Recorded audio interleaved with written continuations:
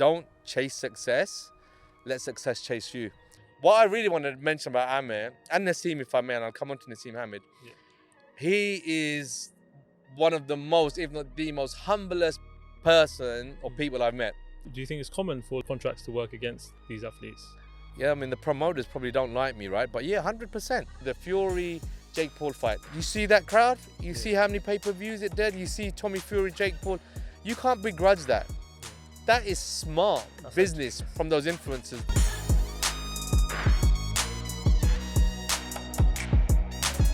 What's going on, my people? Welcome back to Cashflow Convos. We are here today with the one and only Adil Hussain. How you doing, my brother? Hamzah, I'm good, man. How are you? Yeah, all good. Walaikum salam. So yeah, I know you've got a business called Legal Blows. I believe that's a partnership with Taz Khan and Hamzah Sheeraz's dad. So how did that start? Yeah, it's an interesting story, I guess. So I should mention I'm a lawyer. Yeah. And I'm passionate about boxing, right? So hence Legal Blows. Yeah. Like to think it's not quite a unique name. But look, I've been following boxing since I was a little kid, really passionate about it.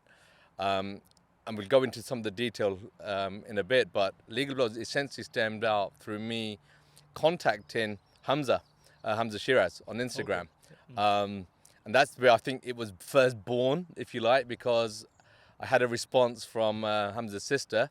And the next thing I know, Kamran, Hamzah's dad, is calling me and we're having a good chat. And then he's around my house the next day also, we're having a good chat about just boxing and Hamzah more than anything. And I started just getting more involved and seeing what, boxing's all about. And then realizing that there's a lot that I think boxers aren't aware about on the legal and business side. So with the help of my son, my eldest one, Taha, set up an Insta page, called it Legal Blows, and just started putting content out there about the business and legal issues about boxing and trying to just educate boxers and make them aware about things outside of the ring, and that's where it essentially come from. So for the people who don't know, so how did the relationship between you and Taz Khan come about? Yeah, so again, I think it's going to be a recurring theme. It all stems back to this initial meeting with Hamzah's dad. Yeah. And I don't know if it's worth me going into a bit more detail about that, right? And because Taz comes a bit down the line. Okay. So look, as I said, essentially when I reached out to Hamzah, not expecting a response, if I'm absolutely honest, I did get a response. And then when we started speaking with Hamzah's dad, and he started talking to me about what Hamzah's trying to do and achieve, I found out that Taz is part of the team. Yeah. So we I can't even remember when we first met, but we started speaking. And Taz obviously looks after Hamzah's camp and also, some other aspects of the boxing side of things. And look, Taz, who hasn't heard of Taz, right? He's worked with Amir at the highest level. Yeah. So he's a part of Hamzah's team. And that's where that sort of relationship started. What level of athletes do you work with and why? Gosh, so look, I'm not a big, I'm not a manager. I'm not an agent of any sort. This is all stemmed from my desire and passion for boxing and wanting to sort of reach out and help, right? So I'm quite emotionally invested in Hamzah, and I'm trying to help him as much as I can. And there's others as well who I'm trying to help. I won't say I'm, doing too much for them, but there's certain boxers who I'm built up a really good rapport with and a good relationship. And I'll mention a few names if I may. Akib Fiaz, Yeah, he's quite a good boxer. He's a really good boxer. I saw his last fight, got a knockout. He's fighting this week on Saturday. So I'm going up to see him. But look, just to be clear, I'm not really helping him in any real way that's going to impact his career, but it's support, it's being there, trying to look out for him more than anything. So as I said, he's fighting Manchester. We've got a little army from the south coming up to watch him. That should be good. Yeah. There's others such as little boy called Ayub Momin. He lives locally, but he's a 9-year-old. And if you see him, he's already got about 10,000 followers. He reminds me of Prince Naseem. You see him, he's a really good boxer, good entertainer as well, and a really young, personable boy. So, him developing a really good relationship with him, just again trying to support I won't say mentor, but just letting him know that I'm there for him. And reached out to many boxers and spoke to many of them. So Dylan Chima, had conversations with him. Robbie Davies, Jermaine Franklin. We had a really good chat with him just before his fight with Joshua. He had some potential issues with sponsors and things, so we looked over a few things for him and just gave him a bit of feedback. But yeah, so it's, a lot of the young, I would say, up and coming Muslims, Muslim athletes. So that's it. So it's only really in the boxing world at the moment. And look, I'm not an expert on boxing. The boxers and Taz and Kamran and Hamza, the boxers themselves know more about boxing. Where I think I can add a bit of value is on the business side, and I say to them, and I put it out in my post, let the fighters take care of business inside the ring and let me take care of it outside the ring, and just help and support, making sure they're not signing or entering into any, relationships without knowing the full extent of what they're getting themselves in for. Because what you sign today will impact you potentially 2 years, 3 years down the line. So, it's just about offering them a bit of support and guidance on the legal side of things, contracts, and the business side. All right. Apart from the legal side of things, do you provide support or give advice on anything else? So again, look, Legal Blows is, as I said, here to support, and that's very, anyone, Muslim, non-Muslim, black, I don't care. That's just to support boxers across the board because, again, in my humble experience, having a bit of exposure now from the inside, I see boxers getting a raw deal, right? So this is why the sort of support and the contracts and all of that is there, just to make them aware. Then I've got my own, who I am, as Adil Hussain, forget Legal Blows. So I'm a lawyer, as I said, and we'll talk about that, I'm sure, in a bit. But what I really want to get across to the fighters, athletes, and lawyers as well, and anyone who cares to listen is, if you want to be successful at whatever you're doing, it takes hard work, a lot of hard work. It takes sacrifice. And for me personally, I'm a big believer, and everyone to their own, but for me, success, it comes from God. It's a combination, but the ultimate key factor for me is God. Prayers, yourself making prayers, the prayers of your parents, and just being on it, and hopefully, with a combination of the hard work and sacrifice and your du'as to Allah, Allah will give you success. I'm a firm believer in that. So I try to get that across when I'm speaking with, these are, the boxers that I've met, Muslim and non-Muslim. I've been amazed at how humble, down to earth they are. Who am I? I pick up the phone and having really good, honest conversations, just easygoing people. So for the Muslim fighters, and if you see the page and the following, it's not huge, right? But there's just a rapport. You're building a community. Yeah, community, and you can relate, right? So again, I mentioned Dylan, and there's another boxer called Gully, Sikh boxers, and I've got so much respect for them. And when I spoke with Dylan, he was talking about how the Sikh community are getting behind him and supporting him. And I see Gully on his Instagram, he's in the Gurdwara also.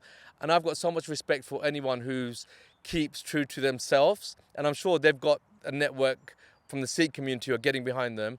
Similarly, I'm trying to create that for the Muslim community, and because I'm a British Pakistani, the Pakistani boxers may be, more forthcoming, if that makes sense. But for me, it's not a Pakistani thing. It's a Muslim thing, getting the Muslim community together and showing these boxers and athletes that, we're stronger together. Have a support network. Unity, yeah. Unity, right? Because I'm a lawyer. There's an association of Muslim lawyers. There's an association of dental practitioners. There's an association of Muslim engineers.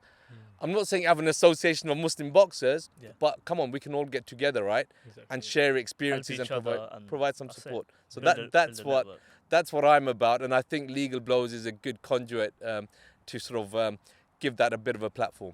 How did you come across the gold medalist, boxing world champion Amir Khan? Silver medalist, at 17 years old. So this is interesting. So I met Amir for the first time in, I think it was 2018, at the Savoy at an iftar. And I remember meeting him. I'm a fanboy, right? So I went up to him, a friend of mine who organised the event, made the introduction. And I said to him, Amir, shook hands, and I said, here's my card, Amir. And I said to him, I know you're going to throw this away or lose it, but don't. You'll regret it. And you know what? I never heard from him after that, so I'm assuming he did throw it away. But I met with him, gosh, recently, probably a few weeks back now, and had 2 or 3 days with him, whole days with him. And that came through a combination of the friend who introduced me first of all, who knows him, and also Taz. So Taz is Amir's uncle, right? And sort of, given that I'm working closely now with Hamza and Taz is part of that team, Taz knows what I'm about. I'm based in Dubai, as is Amir. So Taz sort of just said to Amir, look, hey, you should hook up with Adil. He's a good guy. You know, if you need anything, he'll be here to help and support if he can.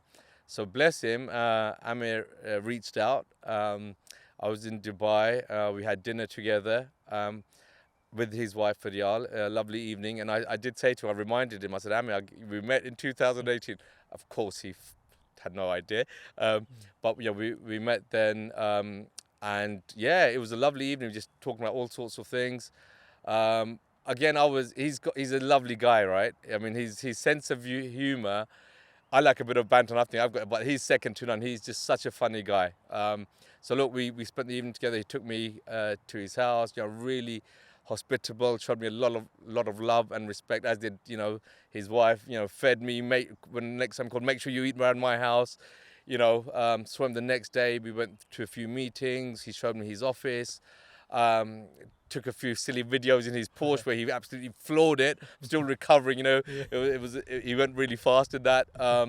So yeah, it was just from there really. And look, I'm not going to say we're best of mates, but we're on the WhatsApp now. You know, following obviously, we're exchanging here and there. So I'm back in the UK now, so I haven't seen him for a while. But hopefully I'll be in LA next week to join up with Hamza and the camp there. And I think Amir may be down, so hopefully see him in LA now. So let's take it back. Talk to us about your childhood and the early context of your life.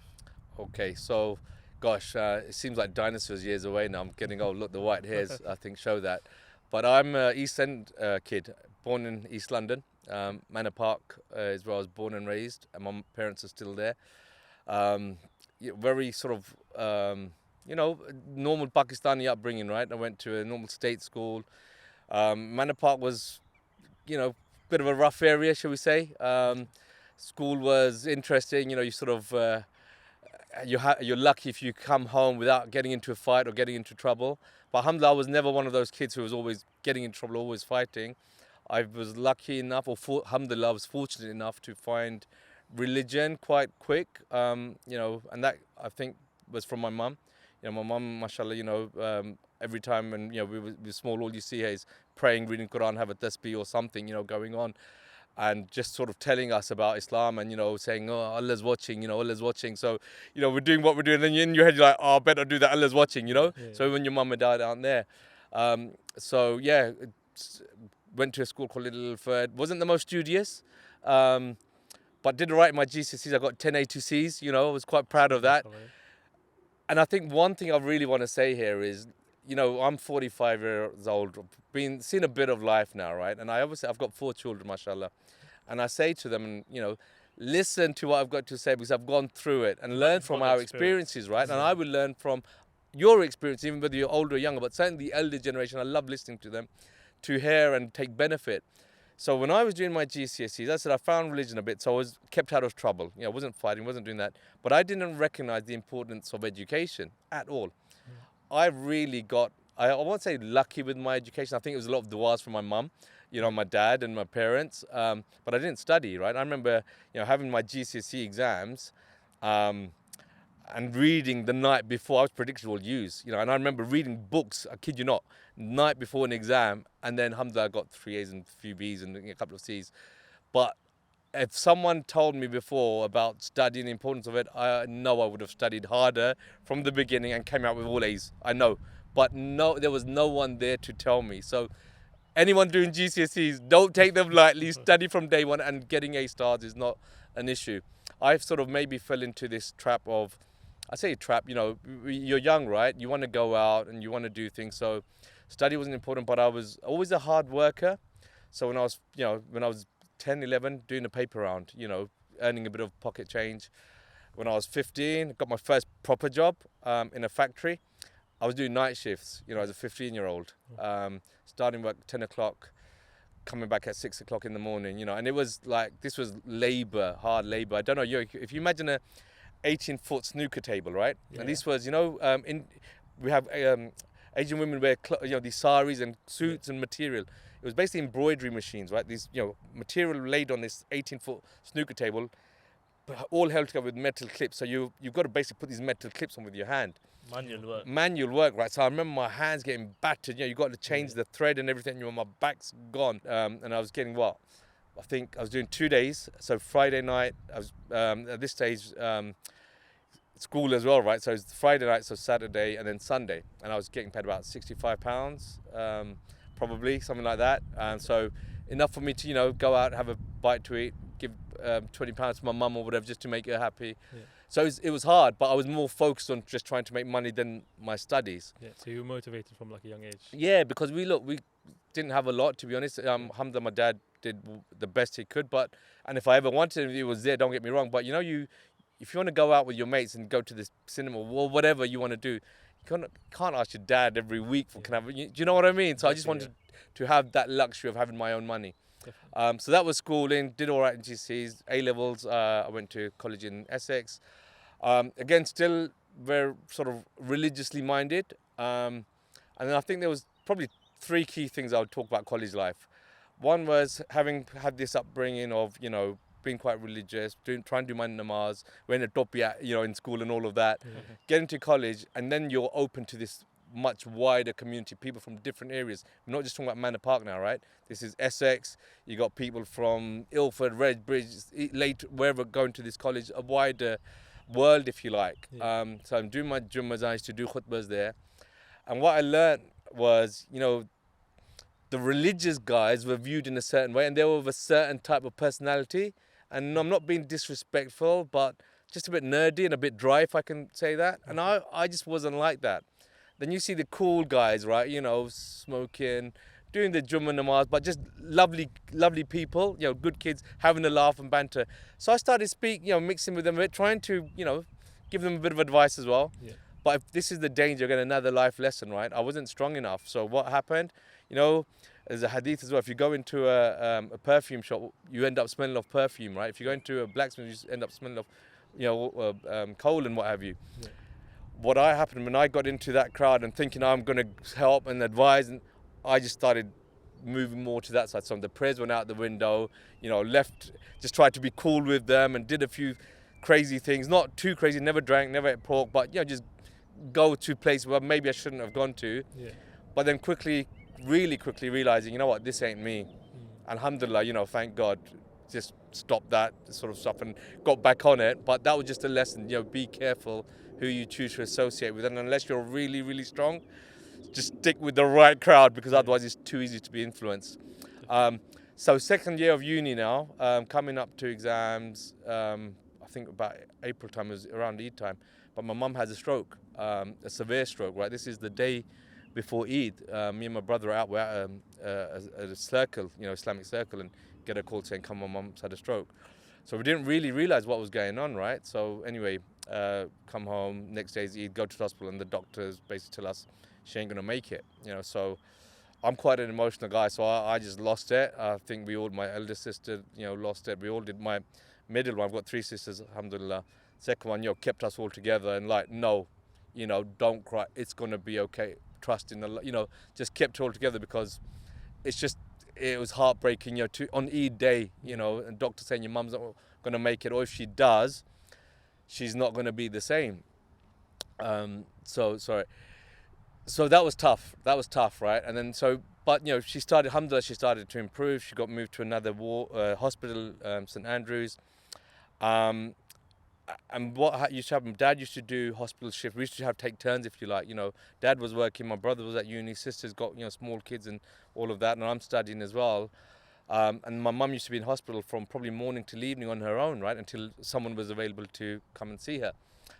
And I just remember coming in, saying to my dad, I'll go after college, getting to the hospital, and my mum, bless her, in a wheelchair now, waiting to go to the toilet, because she couldn't speak the best of English anyway, but she lost her ability to speak.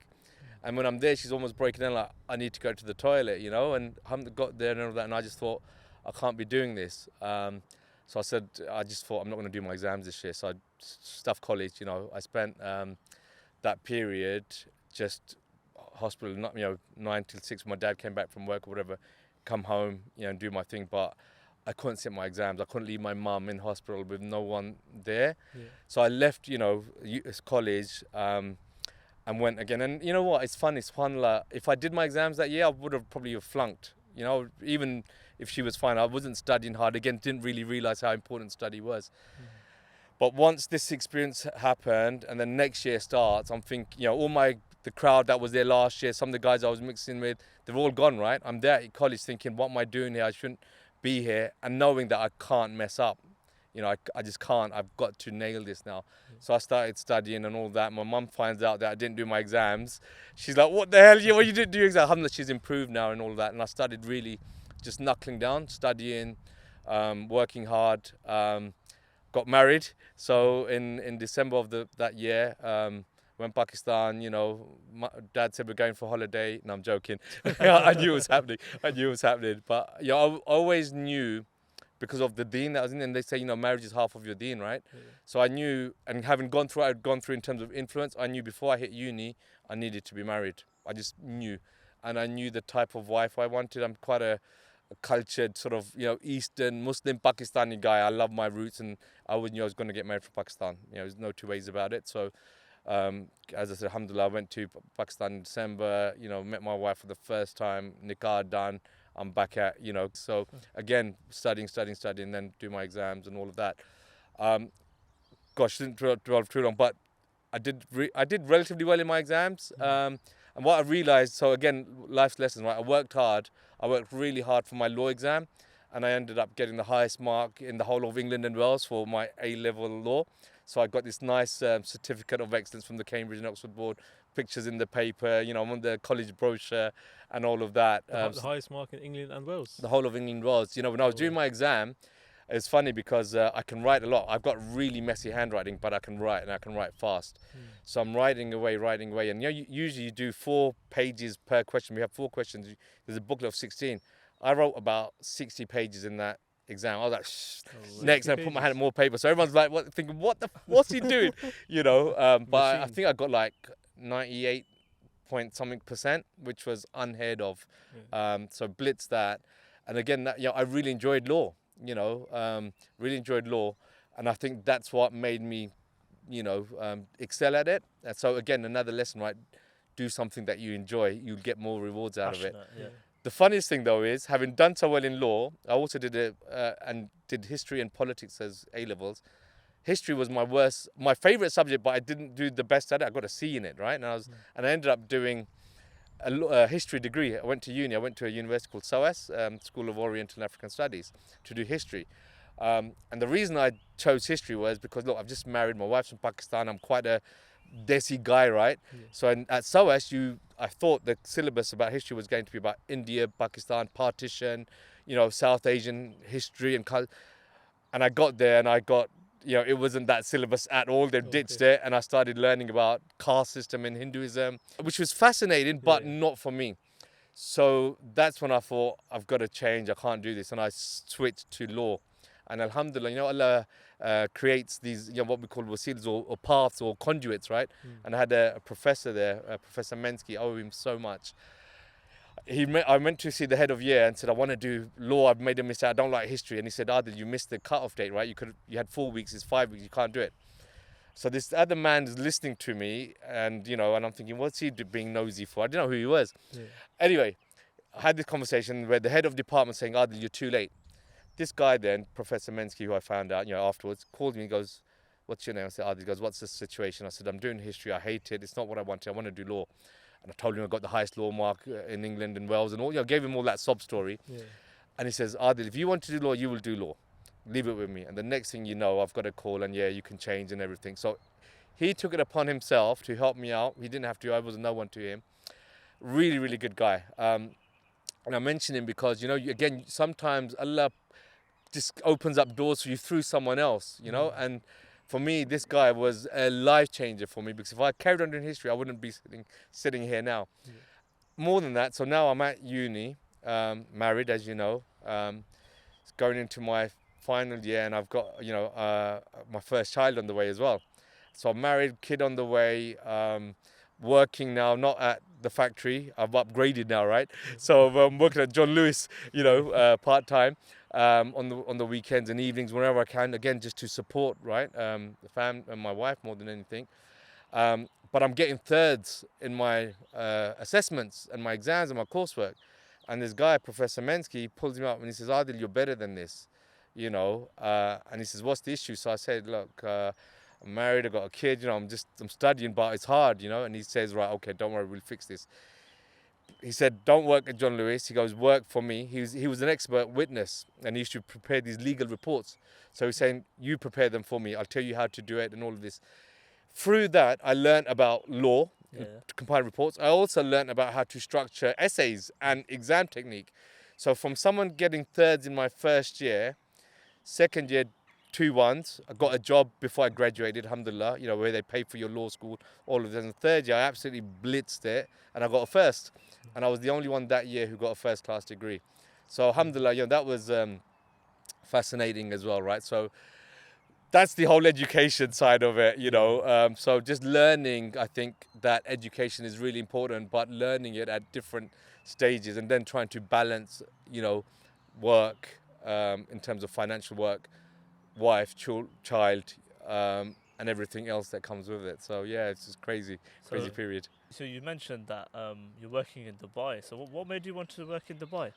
Okay, so this is no, I'm in Dubai now, but I've done all the Middle East. So the Middle East is home for me, and we'll get into that. So look, after uni, right, I've told you I've got my job. I did 1 year of law school, no dramas there, other than, mashallah, second son was born, Yahya, before I started work.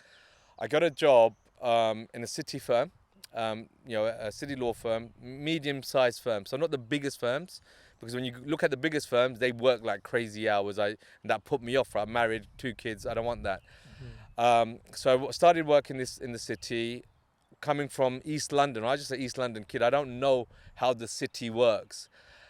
I was the only brown face there, and I'm doing my work, and I'm not really building up rapport with anyone. And then there was a couple of events that happened which triggered me thinking, I can't do this, or I need to get out of here. One of those events was, I've told you, I think I did Umrah after law school, and the bed started coming out, not too big, not too small, but it started coming out, and I was more now religiously aware, so I'm not missing my prayers or anything like that. I'm not going to go to the pub or to a wine tasting. So this is what city life is about, or was about. So, every business development, every client event, there was alcohol, and it's not me. Every social event, it was about, alcohol or wine tasting. So I couldn't build up rapport with the partners, my bosses, the rest of the team. I just wanted to do my thing. What triggered it for me, though, was there was a fire alarm that went off once, and everyone's, they go out, they huddle around, right, and wait until you're allowed to go back in. And I was running a bit late. I don't know why. I probably, finishing on what I'm doing, and I joined the rest of the group now outside. And this is a senior partner at the firm. He must have been about 55, managing partner's husband. So senior guy. It's 30 people here. I'm a trainee, the lowest of the low in the hierarchy of the legal world, if you like. And he says, Adil, welcome. We thought your bed had caught on fire, And I can take banter, don't get me wrong, right? And I didn't find it funny though, because you've got 30 people standing there, all feeling awkward, and I'm feeling like this small now, because no one's laughing. They're just feeling awkward. And I won't say it was racist, because afterwards I pulled up the guy. I'll speak my mind, right? I pulled him up after. I said, I won't mention his name, but I said to him, listen, I'm all for banter. We have banter, but I'm a trainee. There's 30 of my peers and superiors there, and it was and he apologized profoundly. But this, it's just, I don't know. As I said, I won't say it was racism. That was too strong. But there's this stereotyping. There's this whatever you want. I didn't feel I fitted in. Yeah. So then I tried to move jobs through somewhere else, and I actually resigned after about 6 months. Thought I'll work for a local firm in East London, which was run by, I think it was an Indian family, and I thought I'll just work there. At least I'm around up in the Desis ages. They're going to I'll fit in more. And when I resigned, my supervising partner, When I told him I'm going to this firm, he just ripped up my resignation letter. Again, alhamdulillah, Allah had someone there looking out for me, because even though I told him about some of the struggles, he's like, no, we'll fix it. You're not going to that firm. You're better than that. But I still didn't fit in, right? And now I make Hajj after a year or so, and there's one thing I'm praying for, because I'm not fitting into this Sid life. I'm praying for lots of things, but there's one dua that you really cry, and from the bottom of your heart is like, Allah, please let me get out of this country. My kids are growing up now, and I'm seeing what's going on. I just wanted to get in a Muslim environment more than anything. So I'm making these duas, and I had applied to jobs before I left for Hajj. So I wasn't monitoring emails, but I said to my wife, keep an eye on my emails just in case something comes. So I phoned back one day, in Makkah, wherever I was, and said to my wife, how are things, and kids are all right, this, that, and the other. And she said, have you checked your emails? And I said, no. And she said, oh, you got an email from some consultant, so-and-so wants to interview you. And I went, what? Yes, subhanAllah. So then I did log on. I replied back and said, I'm out. We'll fix something up. But subhanAllah, I came back from Hajj, interviewed. And alhamdulillah, this is how Allah works. And Allah is the best of planners. So I'm trying to get out my work, trying to get into another job in the city. I'm at Hajj, get this interview, and I get a role that I thought I'd never get. So I should have mentioned I qualified into property law as a property lawyer. The job I applied for in the Middle East was for Islamic finance, which I started to get a bit of knowledge about, but I didn't know what it was about. Anyway, I interview, and the guy says to me, what do you know about Islamic finance? And I said to him, so I play it straight. And that's another thing my mum and dad taught me, never lie. Exaggerate the truth, but never lie, So I said, look, nothing. I've never done Islamic finance properly before, but I said, I will learn. And once I know it, I will do it better than anyone else. And they took a punt. They believed it, right? So they took a punt on me, and they said, okay, got the offer, and it was a job for Bahrain. So my first job abroad in the Middle East was in Bahrain. How was it? How was it working there then? So Bahrain was lovely, man. I think it's the gem of the Middle East still. I mean, it's small. I don't know if you've ever been, but it's population's increased now. But back then, you could see the whole island in about 1 year. Really? 1 year, 1 hour. What? Beg your pardon. 1 hour. It's so small. There was 400,000 population. Bahrain was lovely. But I think I got island fever, right? So I now, my career is moving on. I'm getting noticed in the work that I'm doing. So, we have these things called legal directories. In 2007, I got my first mention that says, watch out for this kid, Adil Hussain, rising star in Islamic finance. And, so I'm building up a bit of rapport. But it's small. So, you go to the park, for example, and I'm going to see a client. I go to a supermarket, I'm going to see a colleague. And it's like, oh man, I need a bit of space as well, And at that time, I got a client I was working for had an offer to be the CEO of an Islamic bank in the UK, one of the new Islamic banks. And he asked me to join him. So after doing 3 years in Bahrain, loved it there. I got this really good opportunity to come in I'm a 4-year PQ, post-qualified experience, we call it. Young lawyer, get this opportunity to become head of legal. So he get an offer for a head of legal job. So I go back to London in 2008, join a bank as head of legal in an Islamic bank, which I thought was, eye-opening, learnt a lot. Again, from a career perspective, was really brilliant because I got shortlisted for Best In-House Lawyer of the Year by The Lawyer, which is a well-known magazine, and I got shortlisted or a finalist for Young Innovative Lawyer of the Year or whatever. So, made my name in the city. You won a lot of awards then, yeah? So that was really, really good. That was London. But then again, coming back to London, hated paying the taxes, hated the weather, hated the commute. And in 2008, the financial crisis hit, right? So it's not a good time to be in a new bank. And that's when I went back to the Middle East, went to Riyadh with another firm as a senior associate. Brilliant again, alhamdulillah, after a year, I was made a partner. And making a partner with these sorts of firms is not a small feat. I won't overplay it, loads of people do it, but it's quite difficult. Alhamdulillah, right place, right time. Made a partner there, spent 4 years in Saudi, then moved to the UAE, 4 years in Abu Dhabi, and now 2 years in Dubai. So it started off going to the Middle East. I call it the Middle East rather than Dubai or whatever. I was just wanted to get into a Muslim country, not for money, not for tax. That, and alhamdulillah, just some of it came, but it was more just to get in a better environment for myself and my children. So again, one other thing I try to say to my children and to anyone who listens is, don't chase success, let success chase you. Because when I went out to the Middle East, I didn't go out for a tax-free salary. I didn't go out to build a career. It was, I just want to go where I can practice my religion in a free and less restricted way. And then alhamdulillah, everything else followed. And this is where I think Legal Blows, the beauty of Legal Blows comes into. I'm not doing it to make money. Yeah. It's a passion project, really. It started off as such, helping boxers, and now it's developing.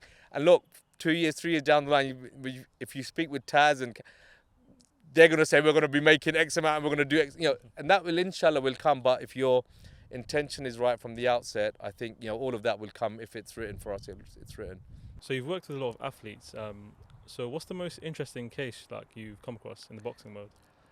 Gosh, look, I'm still new at this, right? As Yeah. I said, right? It's not as I'm not going to come out and make out as I'm some really big sports agent, or I'm not. I know law, and I know law really, really well. I can give me any contract, I can rip it to shreds, I can improve it, I can negotiate it. So that's what I'm good at. The boxing side, and it's boxing that I'm talking about because that's all I know, and I'm learning, right? And I'm learning it from people like Hamzah, who's not only an excellent boxer, but someone who's got a lot of knowledge about the business side of boxing as well.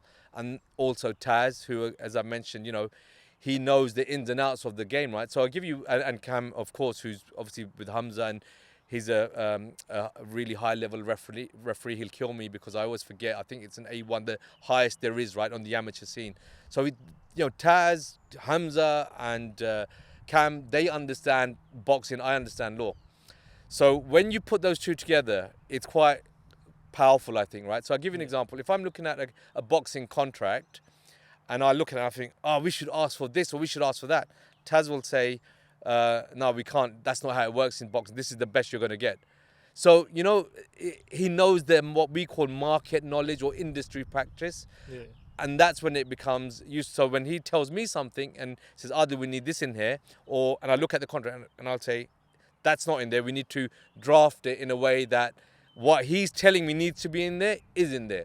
Yeah. So he knows what's to be. I'll make sure it's in there. It's good teamwork. Good teamwork, 100%. And look, without again, I want to put this on record as well. Without Hamzah, there's no Legal Blows. There's no Legal Blows because Hamzah, when I reached out to him through Cam and his sister, got in touch.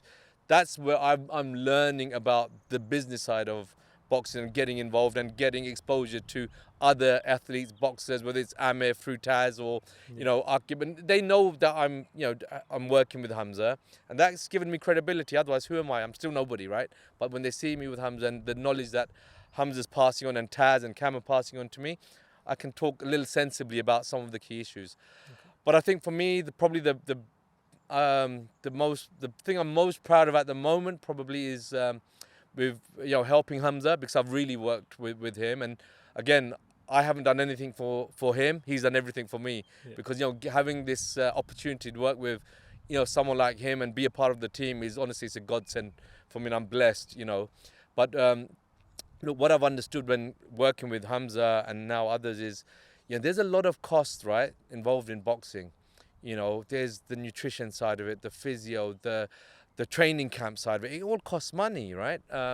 And the fighters are, and quite rightly, should be focusing on training, making sure that they're doing the best they can to win all their fights.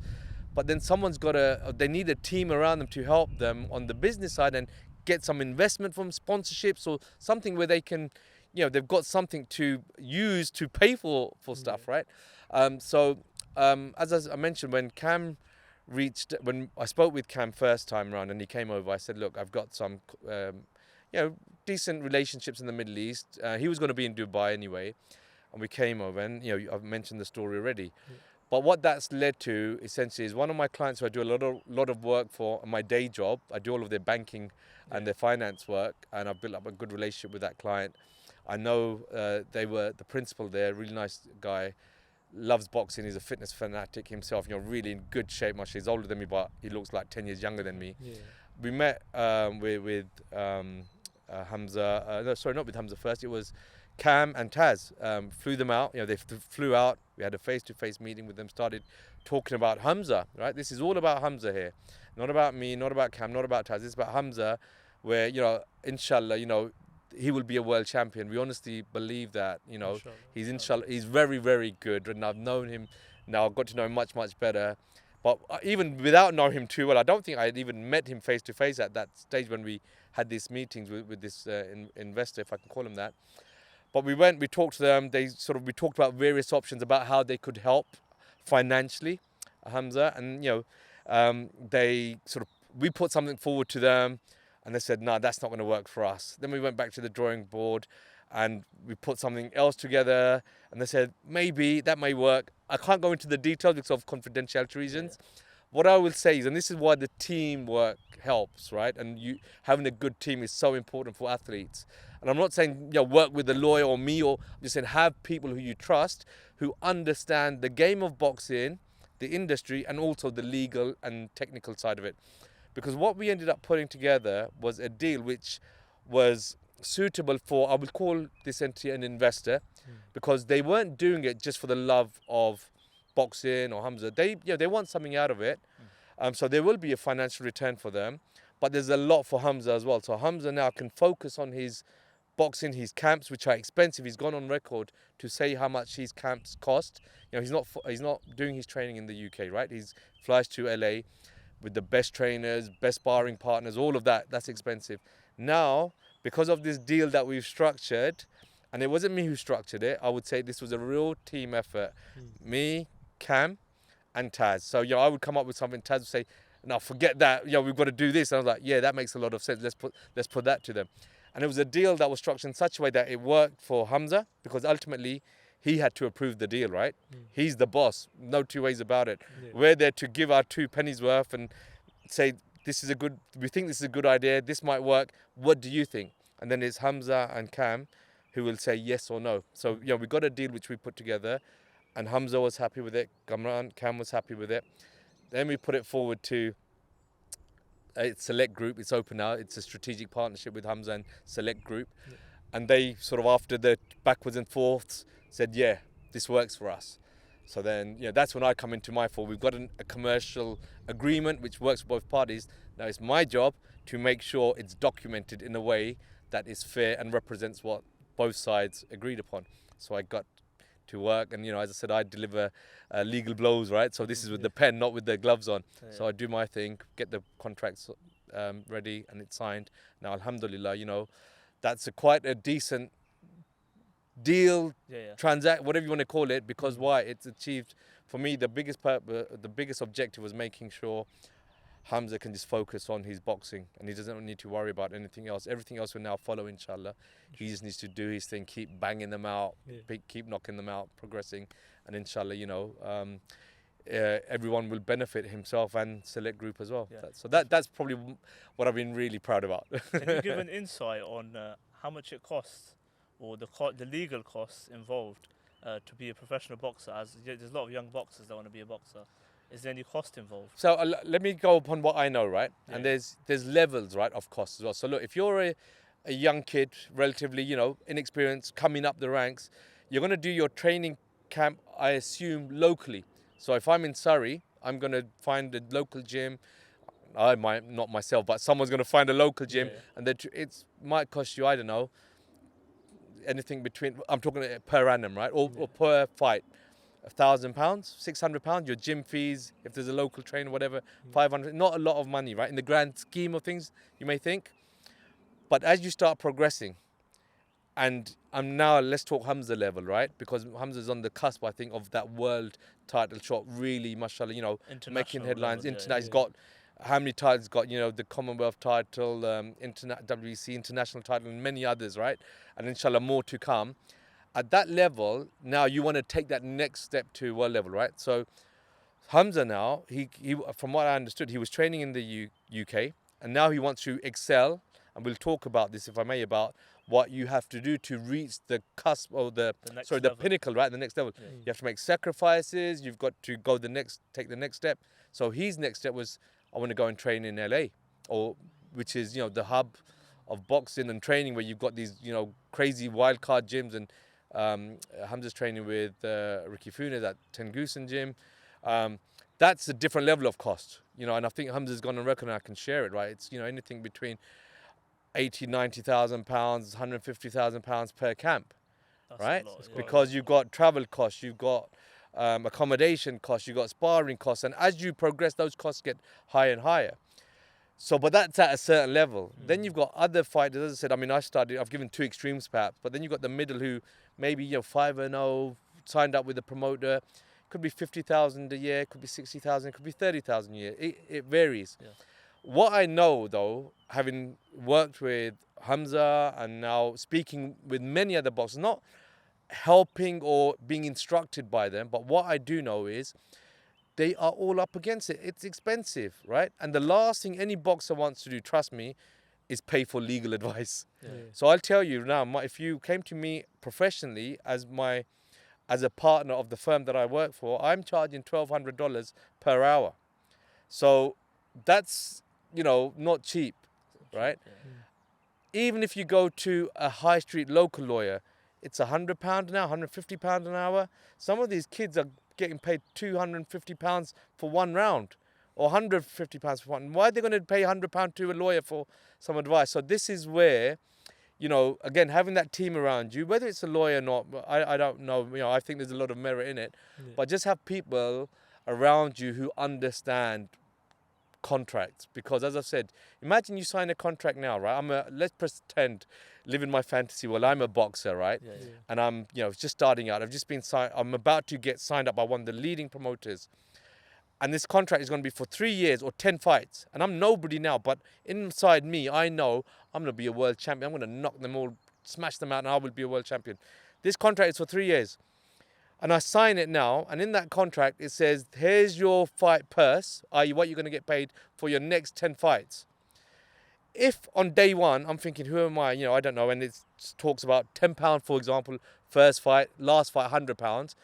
When you're a new boxer and you're getting a contract, £100 is a lot of money, right? And you're getting signed up. I'm going to be fighting on BT or Sky, and just sign. Yeah. But now, let's fast forward, and you're on your 8th fight. You just beat the English champion. You just knocked him out, and everyone's saying you're the next greatest thing. And you've been offered a world title fight by your promoter. And then you look to your contract, and it says, I'm going to get paid £100 for this. And the promoter is going to make hundreds of thousands. And you're contractually tied into that fight. I'm giving an extreme example here, right? Yeah. But the point being, what you sign day one can have implications for you down the line. So just understand what you're getting yourself in for, because there's a lot of small print in these documents. Read the right? terms and conditions. Yeah, read that, and also know your rights, right? In terms of, look, what happens, for example, if, you're a boxer, you're paying for training camps, you're doing this, and then your promoter says, oh, sorry, you can't fight on the next event because of X, Y, and Z reason. Or your opponent pulls out because he's failed a drug test. What happens to all your costs? You've got to put bread on the table. You've got a family to feed. So it's those sorts of things that I'm looking at these contracts. I'm saying, try to mitigate any risk. So what happens if, through no fault of your own, you're meant to be fighting, getting paid X amount, whatever that may be, and the fight doesn't go ahead? You're stuffed. You've lost a lot of money, lost time, and you've got a family to feed. So it's just trying to put things into those contracts which protects fighters. Do you think it's common for sometimes contracts to work against these athletes? Yeah, I mean, the promoters probably don't like me, right? But yeah, 100%. So I give you another example, right? This is not any specific contract, but I've seen so many contracts now where there's so many obligations on the fighter. You must fight on these dates. This is your purse. We're only going to allow you this number of people. This many, it's written. You can't wriggle out. You must, this is going to be done. Everything's black and white, crystal clear. On the most part, even some of it, I don't understand the language. Not greatly worded. Then it comes to obligations of your promoter manager. I will do my best or use all reasonable endeavors or best efforts to promote you and get you the best deal or get you the best fights. What does that mean? It's like me saying, bro, you know what? I'm going to do my best to feed you the best biryani and best chicken this evening. And then I'll go and just sit there on don't cook the chicken, don't do nothing and give you a McDonald's. It's like the manager's obligation or the promoter's obligations, there's nothing there.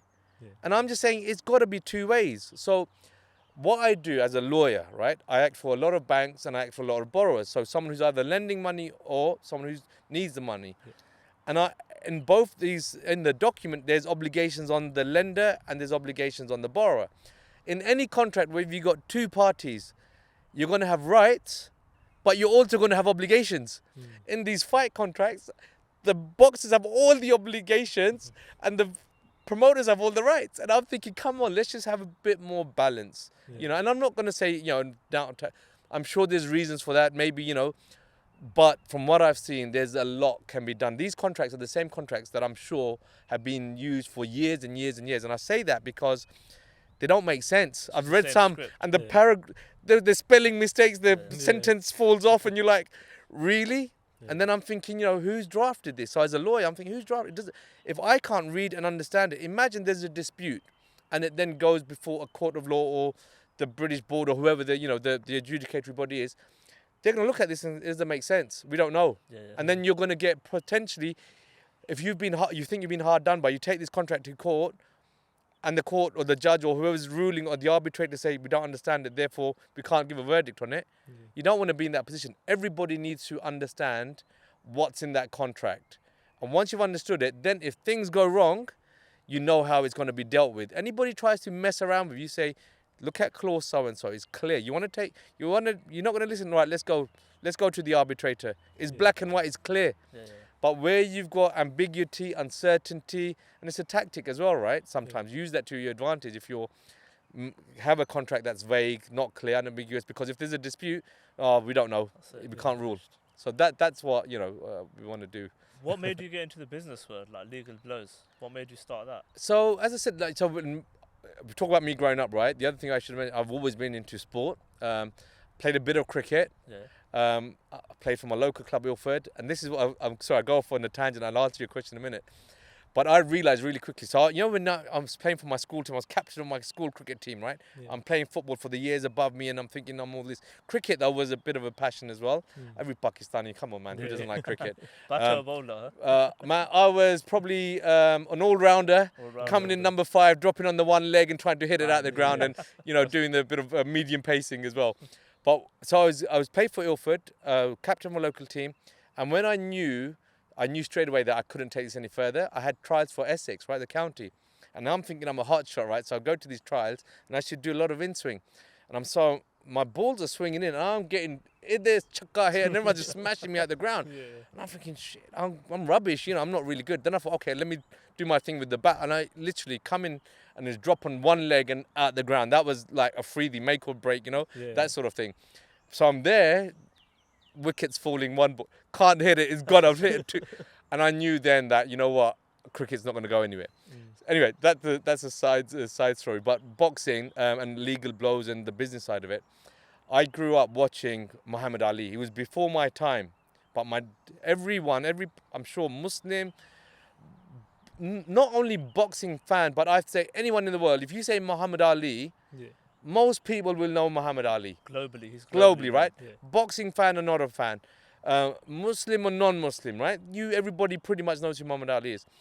Why we loved Muhammad Ali so much was, one, he was a great boxer, but look how he proclaimed his religion. This was a man who was unapologetic about being Muslim. Going out, you know, talking down. He was the best. You know, these callers to Islam.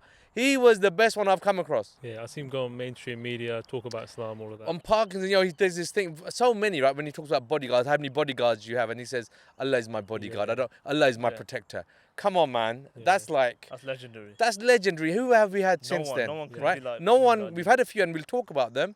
But he was, for me, right, on top of the game and held true to what he was about. Unapologetic. He was Muslim and proud of it, and spread an amount of people who became Muslim and who inspired Mike Tyson. You know, the list goes on. I can't call all of them. Habib as well. Habib, you know, all of them, right? They all look up to him, right? And he did a lot for the sport of boxing, and I think for Muslim athletes or non-Muslims who became Muslims as well, and athletes, whether boxers or otherwise. So Muhammad Ali, we loved him. Then you had obviously Mike Tyson was there as well, but really for me, Naseem Hamid. This was another guy, right? I mean, he was amazing. He was something else, right? Wasn't he? I mean, great boxer. That screw uppercut, punching from angles. You don't know the flip over the ring. Flips. Again, conquered the world, right? And then what does he do? Warren Buffett there, Ashhadu Allah ilaha illallah. You know, Ashhadu anna Muhammadan abduhu rasul. This is in Madison Square. I don't know where it was, but Warren Buffett, you know, I bear witness, there's no one. That gives me goosebumps, man. You know, so for me, it was the boxing side, but the religion side of it as well. Anyone who's proclaiming their faith openly just gave me goosebumps. To have that on the world stage, with like someone like Warren Buffett having. Yeah, exactly. It's just madness. And he didn't need to do it. He's got the world at his feet, right? He could have said anything. He could have talked about how good I am and this, that, and all about himself. But what does he do? He gives praise to the Most High, acknowledging that I'm nothing. This is all from Allah. That, for me, was inspiring, right? And then I'll mention, Amir as well. We've had a chat about Amir. But, you know, Amir, I think, you know, again, I'm older than him. But when he came from the Olympics as a 17-year-old, and I remember seeing the footage, right? Because I'm passionate about sports. So I'm going to watch every little thing. And this is one of our own, you know, Pakistani young kid, you know, coming off the bus. I remember getting mobbed, you know, and like, he's 17, looked like a baby.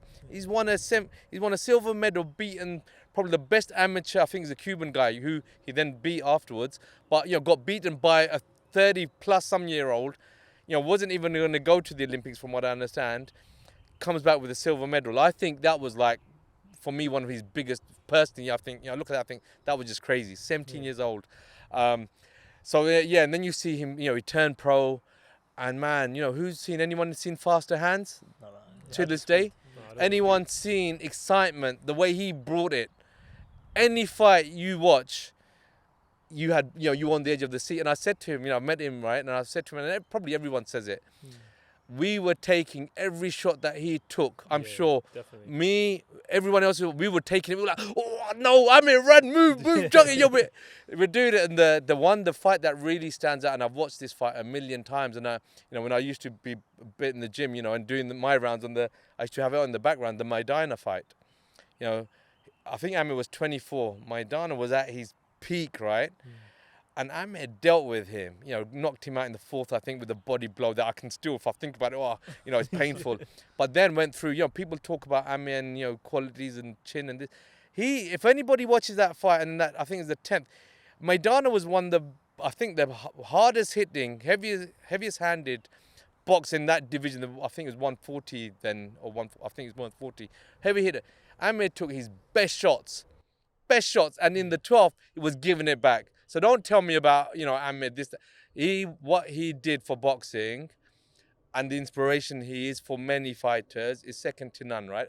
Give him dues. And the boxing side, I can't, you know, I'm speaking as a fan here, not someone who knows him, not someone just as a fan, right? He was just amazing. You know, the career he had, alhamdulillah, you know, brilliant.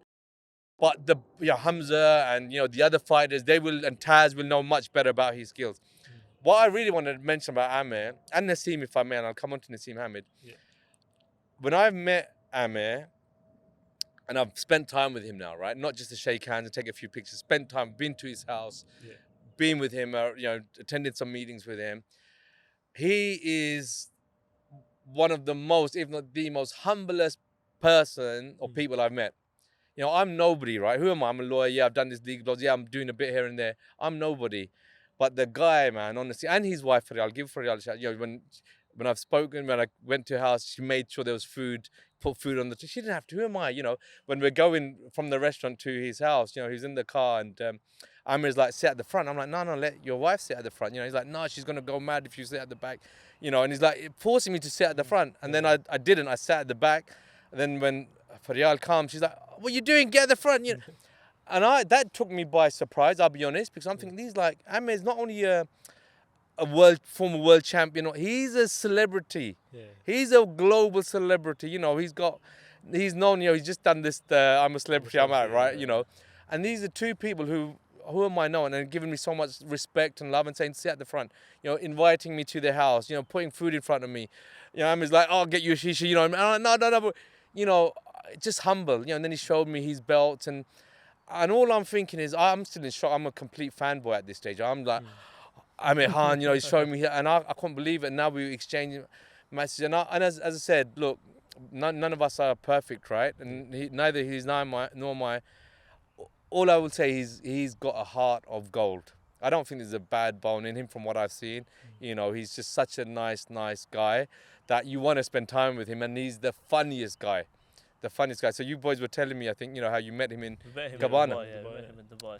So we went to Cabana after, I think, his house, and he says to me, it's funny because he says, you got to have their kid, it's the best kid ever. Yeah. So he orders kid for me and this other chap who was there. And he's like, it's good kid, right? And I'm like, it's good, man, but my wife makes a better kid, you know? But he, again, just showed a lot of love. He's a good guy. The other one, I mentioned Naseem, right, who we grew up with. So Naseem, again, he's not a friend or anything. I'm not going to say, you know, overplay that. But I've met Naseem a few times. I had a good couple of conversations with him because he lives right opposite me in Dubai. And we just had a new mosque literally finished, and it's all constructed now. So, you know, I've seen him, first time I saw him was at Jummah. So I see him at the corner of the eye, and the khutbah's go just about, it hasn't even started. So I'll take a quick cheeky photo, right? I send it to my kids and I'm saying, look who's here, Naseem's here, man, you know. So anyway, we do our prayers and I'm thinking, I'm going to wait for him, right? I'll wait. So, you know, prayers are finished now. Everyone's going back. I've done my sunnah, done my adhkar. It's about 15 minutes. I'm waiting and I'm thinking, when's he going to get up, right? And I thought, maybe he's not. I thought, and now there's like 4 people in the mosque, myself, Naseem and 3 others. I thought, I can't just stay because he's going to think, well, you know, maybe I'm waiting for him. So I thought, let me wait outside. So I go outside and I'm waiting another 15 minutes for him now. Thinking, is he ever going to come out? Is there a back door he's got out from? Anyway, he comes out and I sort of said to him, Assalamu alaikum, Prince. I call him Prince. I don't know what I should have called him. But I said, Assalamu alaikum, Prince. You know, I said, sorry, I'm a big fan. Just wanted to say salam. And I said, I've been waiting for you, you know, outside. And he went, and he's blessing, he said, wa alaikum salam, obviously, and then said, oh man, you should have told me, I would have come out earlier, because he knew how long he'd been, you know. And we just started chatting, and again, you know, this is a guy who had the world at his feet, right? One of the biggest, no one better than him as an entertainer, you know, really legendary guy. Just started having a normal conversation, and I started talking to him about a bit about legal blows, what we're trying to in terms of getting the Muslims together. And I made him listen to a little recording that this young boxer Ayub I mentioned, you know, who reminds me of Prince, and he was referencing Prince and how Prince said power comes from God, not the training. And he's listening and he's, you know, saying, and I said, listen, sorry, I'm taking up so much of your time. And he said something like, you know, brother, look, you know, I feel much, I like this, you know, I enjoy it, and I love speaking with the brothers. And he said, pass my salams on to the brothers back in the UK, you know, again, humble, right? So then now I'm getting greedy, right? So I let him go, and then I've seen him a few times. I'm waiting for him, and every time, bless this brother, he's always in the mosque before I am, and I get there relatively early before Salah. He's always the last one out. Yeah, and I'm not saying this to big him up, but Allah bless him, and Allah, but just to make the point, this is someone who's been at the highest level. What's he doing, man? He's in the masjid praying and praying and praying, and he's not there just for, like, sometimes reading, you know, do your 4 fards or whatever, and you're out there. He does his prayers properly. And then on a few times I met him, one of the conversations that, you know, again, I will never forget, because he said, I said to him, what's the plans now? What you're doing? And he said, listen, you know, all I'm doing now is using the bit of name and fame and what I had in boxing to give dawah. And he talked about how many people are taking shahada at his hands, and that's the pride and you know, that's what he's getting now, you know. So again, you got to love someone like that, right? You know, and just respect it. So yeah, those two are iconic. So it was because of people like that, right, that we inspired us. And then one of the reasons I reached out to Hamzah and going the backdrop to all of this in a long-winded way is, as a father, right, I've got 4 children. My eldest is 23, so, you know, almost your age, you know. And as I called you bro a few times, I call my sons bro as well, you know. But whatever profession you're at, what I've seen in my time as coming from, you know, not with a silver spoon, wasn't born with a silver spoon in my mouth, right? I worked hard and grafted hard. Alhamdulillah, it's all from, you know, if I put anything down to what little I've achieved, it's from du'as that I make and the prayers, and from God, and my du'as of my parents, 100%, right?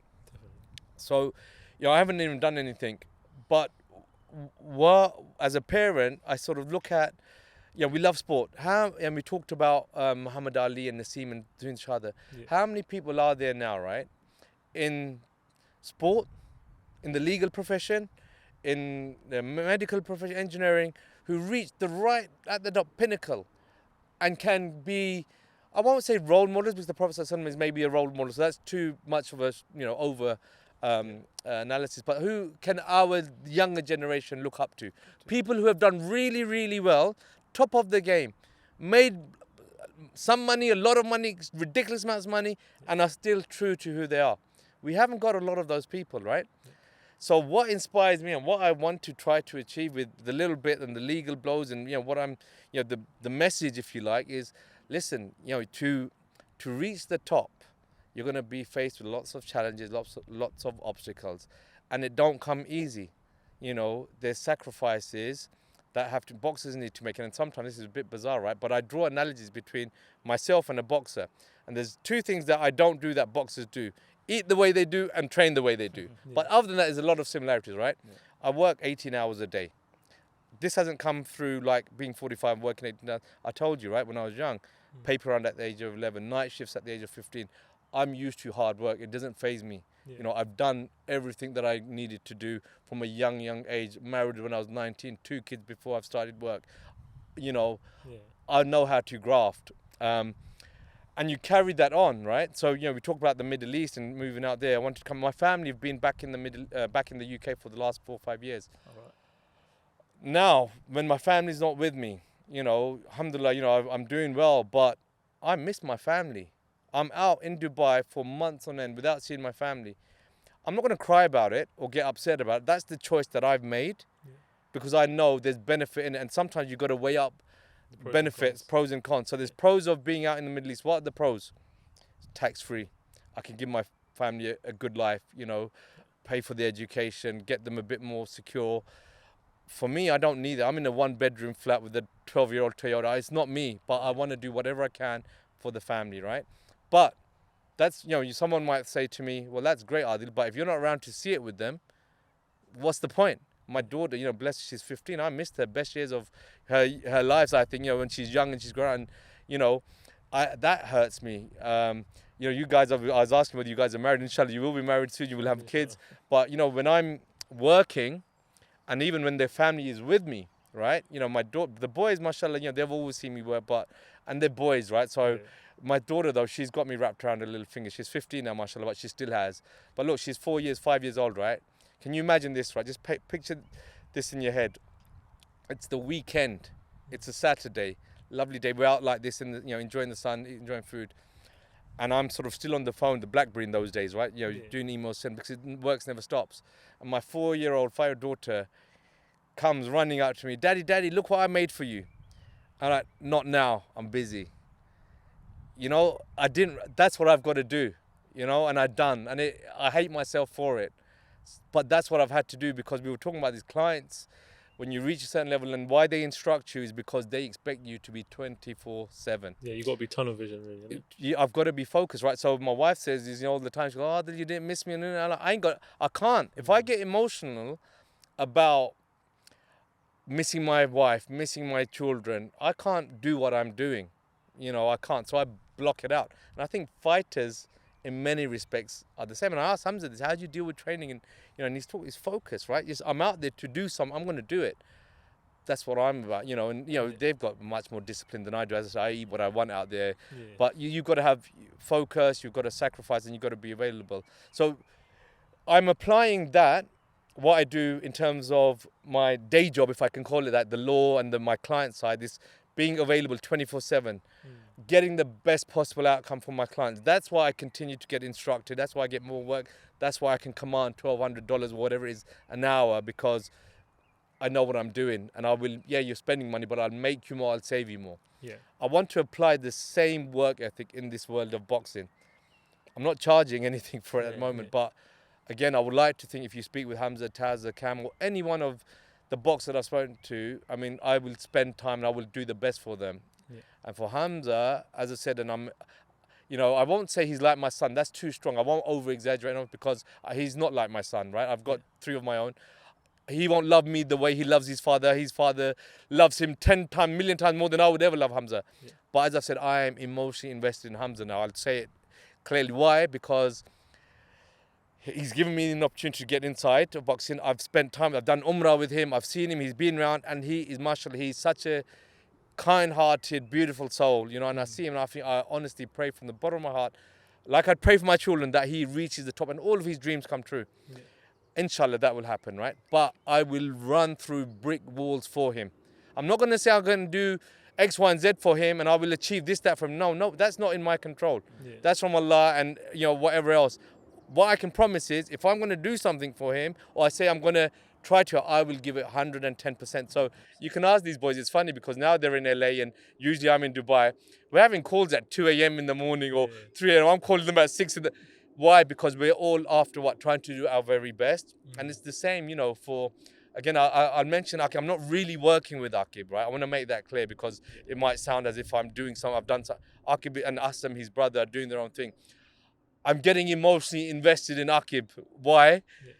Because he's such a good kid, you know. And I see him, you know, again, you listen to him and he's doing his prayers, you know, bless him, Allah give her Jannatul Firdaus. His mum passed away. And I've seen some of that, you know, content on YouTube or clip and, you know, I see it and it breaks my heart. You know, I feel like he's a young kid, you know, trying hard. And so the more time I spend, and then it's Uncle Adil, this and that, you know, I'm like, oh man, I'm going to do, so I'm not doing anything, but I really want to do whatever I can. And anyone who reaches out, anyone who shows me a bit of love, anyone who's like, young Uncle, he's done this charity, raised £140,000 for charity.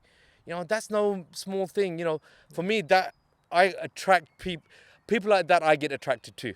Yeah. You know, and then I want to do more. I've got limited, my biggest asset is time. So when I'm working, that's time I'm keeping away from my family. Yeah. When I'm working or spending time with Hamza or the boxers, that's time I'm keeping away from my family. You know, I could either be making more money or spending time with my family, or even more importantly, that's time I could be worshipping Allah, you know, and doing more prayers and salats and all this. I try to justify it in my head saying, you know what, even though I'm helping and the time I'm spending with these fighters, I would like to think there's reward and barakah in that. Because again, intention, right? Why am I doing this? Not for me, it's not for personal gain. It's to try and just help these kids. And inshallah, you know, Allah sees that as a form of ibadah. I don't know whether it is or it isn't, but that's my intention, that Allah, you know, accept it from me as something that I'm trying to do to help. That's it. So what do you think the most important traits are for someone to be successful? Oh man, for me it's really simple. Hard work. Hard work. You've got to work hard. You've got to work harder than anyone else that you know. So, you know, when you're studying, it's quite individual. You just study as hard as you can without taking any shortcuts. You know, I mentioned this. You know, I was married, right, when I was doing my A-levels. I was holding down a night job. Every summer I'm working. No summer holidays. It was get the overtime in, you know. So I worked hard. Learn to work hard. I've done 2 hours, I need a break. You know, like sometimes my lot, you know, I've done 45 minutes, I need to reach. Personally, you know, for me, work hard, maximize your work. You've got to graft, you've got to be prepared to make sacrifices, and you've got to weigh them up. There's going to be pros and cons and everything, but sacrifice, right? So, as I said, now to be successful in what I'm doing, I know I've got to be in the Middle East. I have to be there. My clients there, my name's there, all of that. My family said, do I want to come back? Yes, I do. Can I give them the same lifestyle that I can if I'm here? No, I can't. Will I have my self-fulfillment? No, I won't. So I need to be there. I'm sacrificing being around my family. My parents are here. They're on their own, the elderly. I said that's one thing I get emotional about. You know, I love them to bits, and I don't know if they know that. You know, it's a different generation, and I try to say it, but it's hard. I don't sleep at night, every night when I'm away, thinking my parents are on there, I should be closer to them, you know? So that kills me. That one thing is that. But again, you know, you weigh it up. And I'm not saying I'm doing the right thing. Don't get me wrong. You know, everyone's to their own. You've got to weigh that up yourself. But with success, there will come sacrifices, full stop. And you've got to be ready to make them. And the most important thing, I think I've sort of highlighted and alluded to, but it's all success is from Allah. You know, success is from Allah. I can have a successful legal career. I can have a successful business in boxing or whatever. I can be a successful entrepreneur. All of that's from Allah. The main success, you know, for me is if you have done what you're meant to have done in this world and you get to Jannah, right? Because otherwise everything else is pointless. So Yeah. success for me is getting to heaven, you Yeah. know, full stop. If you don't make it there, you failed, Exactly. no matter what. So if we're talking just the worldly success, if I can call it that, then yeah, work hard, as hard as one, sacrifice, stay focused, but don't compromise on your deen as well. You know, do your prayers, because sometimes I don't know if I mentioned, we probably mentioned it before, but an Yeah. example, right? The gym one, right? So, you know, whilst I've always been on, we all have our highs and lows when it comes to God consciousness, how, you know, religious we're feeling, if you like, and how much we're on it. But it's about 2018 where, you know, I started getting into my fitness as well, right? You know, so started working out every day, had a personal trainer, eating the right food. I told you boys, when I first went out in the Middle East, one of the pros, or the cons if you call that, food is lovely. Yeah. It's too nice. You can't So, beat the food in Dubai. man, the Yeah. food, you know, the Food. buffets and the Ramadan tents, and people lose weight in Ramadan, I'm ballooning. So I got to about 98 kgs, right? Okay. Really ballooned. And then when I time to thought I better sort it out, really got on it. As I said, gymming every day, dropped down weight, you know, got to about 71.3. So dropped about 30 kgs. Working hard. So I don't do things in halves. And you asked about success. Don't take shortcuts. Don't do things in halves. If I'm going to do something, I'm going to do it properly. If I'm going to eat, I'm going to eat properly. Yeah. If I'm going to work out, I'm going to work out properly. So when I was working out, anyway, it was daily, 6 days a week with a trainer, burning 4,000 or 5,000 calories. You know, thinking, I didn't look it, but I was thinking, yeah, look at me.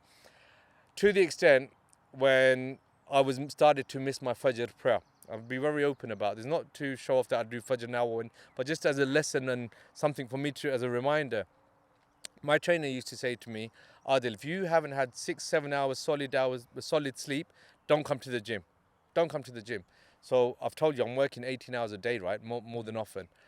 If I'm sleeping at 2 o'clock or 1 o'clock and Fajr's at 5 o'clock, and I've got a gym session at 6 or 7 o'clock, I'm not getting in my 7 hours, right? So I'm thinking, oh man, I'm really into my fitness now. And all this, I'm thinking, oh man, allow Fajr if I've got a session in the morning, I'm going to read Fajr when I wake up. And I'll be honest, I stopped praying. When I had a session in the morning, I didn't do 6 hours, I couldn't get 6 hours. I missed my Fajr and I prayed when I get up. The reason I mention that, I come back to the UK, right? So I'm on the top now, I'm feeling on top of the world. I'm feeling the best I've done. I go to the gym, local gym here, go to pick up a barbell and I hear 3 clicks. And I'm gone, I can't move. I can't move. And cut to the long story short, I slipped a disc. And the minute it happened, I kid you not, and I get out and I'm thinking, you know what, this is punishment from Allah. This is punishment. I'm thinking, look at me and this, that and the other. And Allah saying, what, you sacrifice, you know, you're giving up your Fajr prayer for this. Okay, look at this. Allah knows best, right? Yeah. But I saw it as a punishment. I knew exactly why it happened. It happened because I chose my gym session over my Fajr Salah. That's, as a lawyer, that's a bad deal. You know, that's a bad deal, you know. So anyway, now the sort of the lesson from that is what, you know, don't compromise. You know, if you're a boxer and you're training, you're doing your sessions, don't think, you know, oh, if I do my prayers, that's 5 minutes lost. No, that's 5 minutes gained. Yeah. Trust me, you'll get more out of that 5 minutes of prayer than you'll do doing 12 rounds of sparring with the baddest sparers and the heaviest, you know, all of that. Definitely, Just stick to that. So Are you working with any international superstars like Javonte Davis or like Devin Haney? oh man, I wish they don't. No, I'm not. I'm You're not not. taking it international. No, look, yeah, no celebrities or you know, elite, if I can call them, global superstars in the sense of boxers, athletes. Amir Hamzah, you know, meeting Nazim, that's as best as it's got for me. I've met some other people, and you know, Yeah. but for me, it's not about that. You know, Javonte and the Tank and Anthony Joshua, Canelo, Yeah.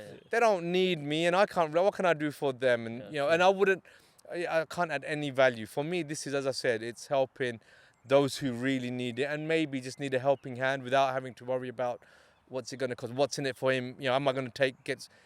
So for me, it's not about, you know, I was telling you, right, about my social media and how I'm ignorant and my boys running all of that. Yeah. It's not about having 1 million followers or this, that. It's about putting out help and support for fighters on Legal Blows. And on my page, showing what I'm about, which is, you know, yes, I love boxing, having a bit of a laugh, and being, you know, just being a Muslim, normal guy, still a guy from East London at the end of the day, you know. So yeah, no plans to work for Javante or anyone else of that level. What about like YouTube boxing? Are you planning to work with any YouTube boxers? It's funny because this YouTube scene's taken over. I was watching like obviously the Lo- KSI fight Logan recently, Paul and that and- the elbow he KSI, gave. yeah. You know, I think that's a no contest, and the Fury fight against Jake Paul. Jake Paul. I mean, the amount of money they made is sickening, right? I mean, Yeah, it's but as you were crazy. saying, it's all about popularity now and how many Popularity, people they follow. So I'm not purposely going out targeting any type of fighter, celebrity, whatever. I'm doing what I'm doing with Legal Blows. I've got my social media page out, my own personal one. I'm helping Hamza and anybody else. They know who I am. If I can help, they can reach out. I will reach out to some as well, who I think I would want to work with or help or try and support, and say, like I've done. A lot of it's been, hey, my name's Adil. I'm a lawyer. If there's anything I can do for you, let me know. And that's got traction. So I've got a call today with a fighter from Blackburn. You know, he's want to know. Reach out, say, hey, Adil, what's all this Legal Blows about? Let's have a chat. Yeah. So I'll have a chat. You know, and sometimes I've reached out, like I reached out to Hamza. I'll reach out, and if someone wants a conversation, if someone wants me to look over things, happy days. We will do that. But I've got no aspiration to go out and work for a certain type of box. I just want to help whoever I can help. So you target more of like the up and coming boxers. Yeah, up and coming, yeah, because I think those are the kids who need help. No, everyone Yeah. else who's made it, what am I going to do? people that They got can the pay talent. for better lawyers than me, for Yeah, example, and yeah. they've got teams around them. People that can afford it. The one thing I do want to mention though is, you know, we talked about Taz and Cam. I think, look, Legal Blows and the contract and the legal side for me, if these kids, right, who we're working with now, supporting now, they keep progressing and they become these global stars, then you're going to be saying to me in 2 or 3 years' time, so, Adil, Uncle Adil, who are you working with?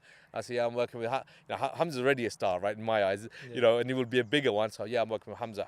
These are going to be the next celebrities, the next big stars. That's who I'll take a lot of pride in saying, yeah, I was part of that journey. But we're going to create them. Let's just say that. There's no real objective. We will add to the Legal Blows offering, I feel, because it's just not Legal Blows, as I said, isn't just me. It's Taz and it's Cam as well, right? And, you know, who knows, boxing events, boxing shows, whether in the UK, whether in Dubai, Middle East, you know, doing more career management side of things. Like, again, that's not me, that's Taz and Cam and Hamza, you know, who's I know really wants to give back to the young up and coming as well boxers. So they will get involved in that. So, you know, we're doing a lot. I think I mentioned, you know, I was surprised. A lot of the fighters don't have medical insurance before they step into a ring, right? And there's other ways of mitigating certain risks. So we've teamed up with an entity to help get boxing insurance for boxers. So God forbid they get an injury in the ring, they don't need to worry about paying for expensive surgery or relying on the NHS. God forbid, you know, there's insurance in place. As we've said, boxing is an expensive game, right? So we're doing what we can to try and get sponsorship deals, some other sorts of investments for some of these fighters.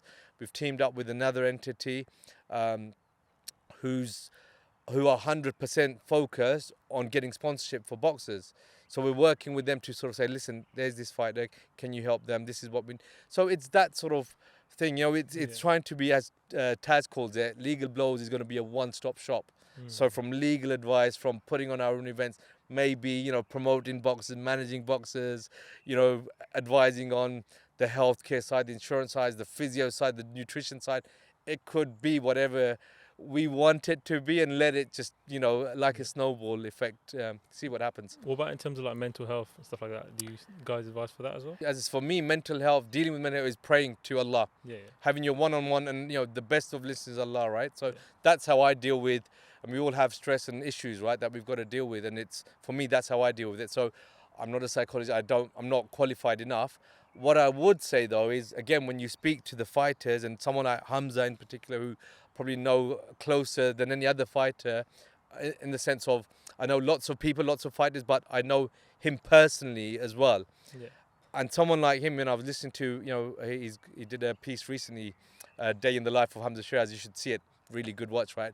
But he was talking about how he deals with stress and mental health, and it was connecting with God, you know. So that's a lot of inspiration for other fighters who I can't inspire them, but someone like Hamza can, right? And then, you know, people like Taz as well, who, you know, as a fighter having brought up and worked at the highest levels, working with Hamzah, he will be able to, I think, and Cam will vouch for this, I think, when they see a fighter, it's not only about how good they are in terms of combination, speed, no, it's almost about how strong are they mentally, mindset to go to the next level. So, Cam was telling me about, seeing some fighters, right, and how they know someone's going to make it. So, imagine, right, you tell me to, I don't know, do 50, no, I don't know, stay in what these, these tubs, these ice baths, right, and you say stay in there until you say come out, right? I kid you not, I wouldn't even dip my toe in there, right? Let alone anything else. But these boxes, imagine, right? I'm a fighter now, and I think I'm I'm all good, and I go in there, and you're in this ice bath, and you're now really freezing. Your temperature's dropping, and you're feeling sick, right? And you're like, can I get out? And your trainer or whoever's watching you saying, you're not getting out until I tell you to get out. And you're thinking, I'm gonna die now. I'm freezing to death now, and you jump out. Cam and Taz and others who are in the game will say, guys hasn't got it mentally. You can't push yourself. So again, I keep referring to Hamzah because I haven't seen him train. I'm going to hopefully get a chance to see that. But Taz and Cam have. And Taz and Cam have told me Hamzah will train and do things until you tell him to stop. And if you don't tell him to stop, he'll carry on. Even if he's, for example, punching the bag, he'll punch it until his hand might break. He ain't going to stop until his trainer or someone tells him to stop. Yeah. That's the mindset of someone who's going to be successful, inshallah. Someone who's got that elite mentality, that mental strength as well to go and trust the people who have told you to do something. Yeah. Because look, these guys, they're not going to tell someone to stay in a nice tub or bath for an hour if they know it's going to kill. No, of course, they know what your body can handle. They know how far they can push. The boxer doesn't really know his or her own capability. So if you've got a team who you trust, you're going to keep doing it. Even though your body's telling you don't stop, you'll keep doing it. And that's what makes, I think, someone elite. So mental strength like that, Taz and Cam and Hamzah, the fighters, they've got it much more than I have, They're the ones who can advise on that. And who am I? If someone asks me how to deal with mental health, I say, pray, speak with God, do your namaz, pray harder, cry when you pray, build your relationship with God. Definitely. And I think that's a common trait as well amongst certainly Muslim athletes, because again, everyone who I've spoken to on the Muslim sort of boxer side, right? Again, I'm not the most practicing in the world, right? There's people much more pious, much more closer to God. But one thing I've noticed, they all know it's nothing. We're nothing. It's all from Allah. It's all from Allah. Yeah. Every one of them, religious or not religious, everyone will acknowledge that it's all from Allah. And that's where your success is going to come from. And I think that's how a lot of these fighters deal with issues, right? And again, we were talking about this, you take out a religion from the equation, nothing makes sense. To me, nothing would make sense. I gave you an example. If you lose a loved one ahead of time, we've seen in our community, right? 15-year-olds, 19-year-olds, 20-year-olds, 30-year-olds going. If we didn't have this in our head and belief that, your time in this world is written by Allah, your time is fixed. We can't change it. When it's time to go, it's time to go, no matter what, doctor, whatever. So we know your death is written and your time is written, your place of death is written. If we didn't have that understanding, how would we deal with losing a loved one, a son, a daughter, a mother, a father? How? It wouldn't make sense. We would say this is the most unjust, unfair, God forbid, a'udhu billah. We would, but that's what we were thinking, right? How would you deal with that mentally? Yeah. But what gives us the strength? We know Allah says your time is nothing we could do. Your rizq is written. There's nothing. You can work hard. Tie your camel. Strive and do it. But you will get what Allah has written for you. And your tawakkul, exactly. So that's for me what gives me strength, and it's what I think gives everybody else strength as well. Who gives that way? Yeah. So what advice would you give? So there's a lot of boxers on the scene. They've got a lot of talent. Yeah. How are they going to make it professional? What advice would you give them? So on the funding side and the business side, look. It's very, that's quite easy in my mind, right? So obviously you've got to map out what your costs are first, right? So, if, for example, you're getting funded by your family, for example, right? So if my boy wanted to fight, I would say go to the local gym. I know what I can afford to pay for my son to train and fight. That's probably a local gym, do your thing, and I can, you've got to work within your means, I think. develop. I mean, I think I've got to give a mention to Ali Wahid of CSL. There's these other, white collar promoters and grassroots level boxing. Yeah. I think it's TBG and Izzy doing, these promoters who are really helping the young kids get a platform. And hats off to them. Hats off to them, because they're giving these kids who are good, right, who haven't maybe made it right, haven't been noticed. They're fighting on some really good shows. So the advice is to stay, obviously you've got to stay within your means. I'm never going to say to anyone, take out a loan and fund the training, because look, man, I've got to be real as well. Boxing is a high risk sport in terms of health and wealth, both. Again, similar comparisons to lawyers, right? And everyone will tell you this thing. I think it's 1% or 2% of boxers who actually hit it right to the top and go out and do what they're doing, and be financially secure. Everyone else under that, it's a tough life. Most holding down 2 jobs, not earning, and even forget millions, the hundreds of thousands or tens of thousands. So it's hard. So if you're a boxer, and you're talented, work hard, pray, do all of that. Try and get noticed, fight on shows like, I mentioned CSL, TBG. Get connected. You will get noticed. If you're good enough, I think you will get noticed. And then, again, it's duas, man. Honestly, someone like a Eddie Hearn or a Ben Shalom or Frank Warren spots you or something, then doors are opening for you, right? So I don't think I'm best placed, if I'm honest, to give an answer on the technical side of it. On the funding side, live within your means. As you get to a certain level, then there's opportunities out there, right? There's sponsorship opportunities. That's your local, community helping. So local businesses, helping out, reaching out to them. If you're in the community and you're not, if you're this guy, and alhamdulillah, none of the fighters I've spoken to that I know are like this. But if you're like, hey man, I'm going to be the next Muhammad Ali, I'm going to be the next Amir Khan, and it's like, I ain't going to that place, I'm not going to, and you're a bit up yourself, how's the community going to support you? How are you going to get tickets sold? Who's going to love you? Who's going to follow you? So just be true to who you are, be within the community. That will generate support. Like, as I said, some of these kids, I'm not supporting them, let's be clear, financially, anything like that, right? But I would give them time, and who knows what happens down the line with legal blows, and we maybe start doing some other kind of support. But if you're in and amongst them, and these boxers are showing love to people like me and others, naturally people will get attracted to you. Naturally people will want to associate their own brand with you, their businesses with you, and then they'll be like, you know what, let's sponsor this kid. Let's get our name on the logo. He's a good kid.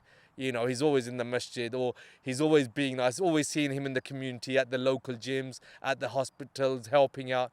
That will come. So, and as you move up, then there's other opportunities, right? So, then again, maybe you can structure something. I see boxers, right? And promoters see boxers the same. I don't see them. Sorry, I should rephrase that.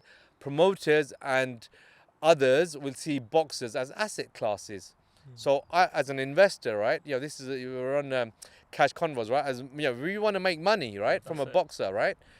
Boxer investment, it's high risk. If I'm absolutely honest with you, so I draw two analogies. I invest a little bit in Bitcoin or crypto, right? And I invest a little bit in AIM-listed companies. These gold explorers and penny a share sort of thing, right? But I will only put money in Bitcoin or crypto, or those money that I know if I lose it, it's not going to hurt me. It's high risk, right? Because some gold explorer, exploring in Zambia, who knows whether they're going to hit anything? The chances are probably not. But if they do, it's 10x, 20x. You can make a lot of money, right? Same with Bitcoin. We see where it rose to. If I'm an investor now and I want to invest in a boxer, I need to know what's my return and what's my risk, right? Yeah. The risk is straightforward, right? A boxer goes into a ring, he can win, but he can lose. There's a 50-50 chance. Get knocked out. Right? It's a dangerous sport, right? Yeah. Who knows? We've seen big upsets, your health right? is on the line, your life's on the line. Who saw Joshua losing to Andy Ruiz? Yeah. And there's been bigger upsets that Rahman beating Lennox Lewis, Hasim Rahman. So many, right? So boxing is high. So as an investor, if I'm going to invest in the boxer, I think, okay, I've got to weigh up my risk and reward now, right? So I'm thinking, if I'm putting X in this boxer, if I'm doing it as a passion project, you're not expecting anything, right? It's like sponsorship, whatever, I'll do it to help. Then you're not expecting a return. But I'm talking about investment, entrepreneurs, whatever. If I'm going to put money in a boxer, The risk is I can lose all of it. Bottom line. But on the upside, if this boxer makes it to world champion, stays there, becomes a Canelo, you have Canelo ice creams, Canelo petroleum, Canelo this, that. He's a multi-million smart businessman, right? Yeah. So now, no, it's too late for me to invest in Canelo. He doesn't need me. But these young kids, some of them, if there's entrepreneurs out there and a message to them, and you believe in any one of these kids, there's a structure to be developed whereby you can invest, and if it goes the right way, the boxer will make loads of money through endorsements, sponsorship, this, that, and the other, and you can make some money as well if you structure the deal in a way that works, So, as I said, it all depends how you look at this. One thing you got to be prepared for as well is, though, there's a chance you can lose all your money as well. Yeah, Because not, as I said, only 1 or 2% of the boxers make it. So you can invest, hoping that he or she will make it. And then if they have one defeat and have another, they're gone. Yeah. And then how are you going to make money? How are you going to get these endorsements, sponsorship deals and TV things? And, it all falls apart. So that's what I mean. Again, intention is so important, right? I mentioned this, right? And I'll bring it back to legal blows now because we're not making any money now, right? And that's the intention is we're doing this for the right, hopefully the intentions are clear and pure in the sense of we want to help. I want to help boxers, right? Support them in the legal business stuff that they can't really afford to get the advice or they haven't got a support network. We want to help.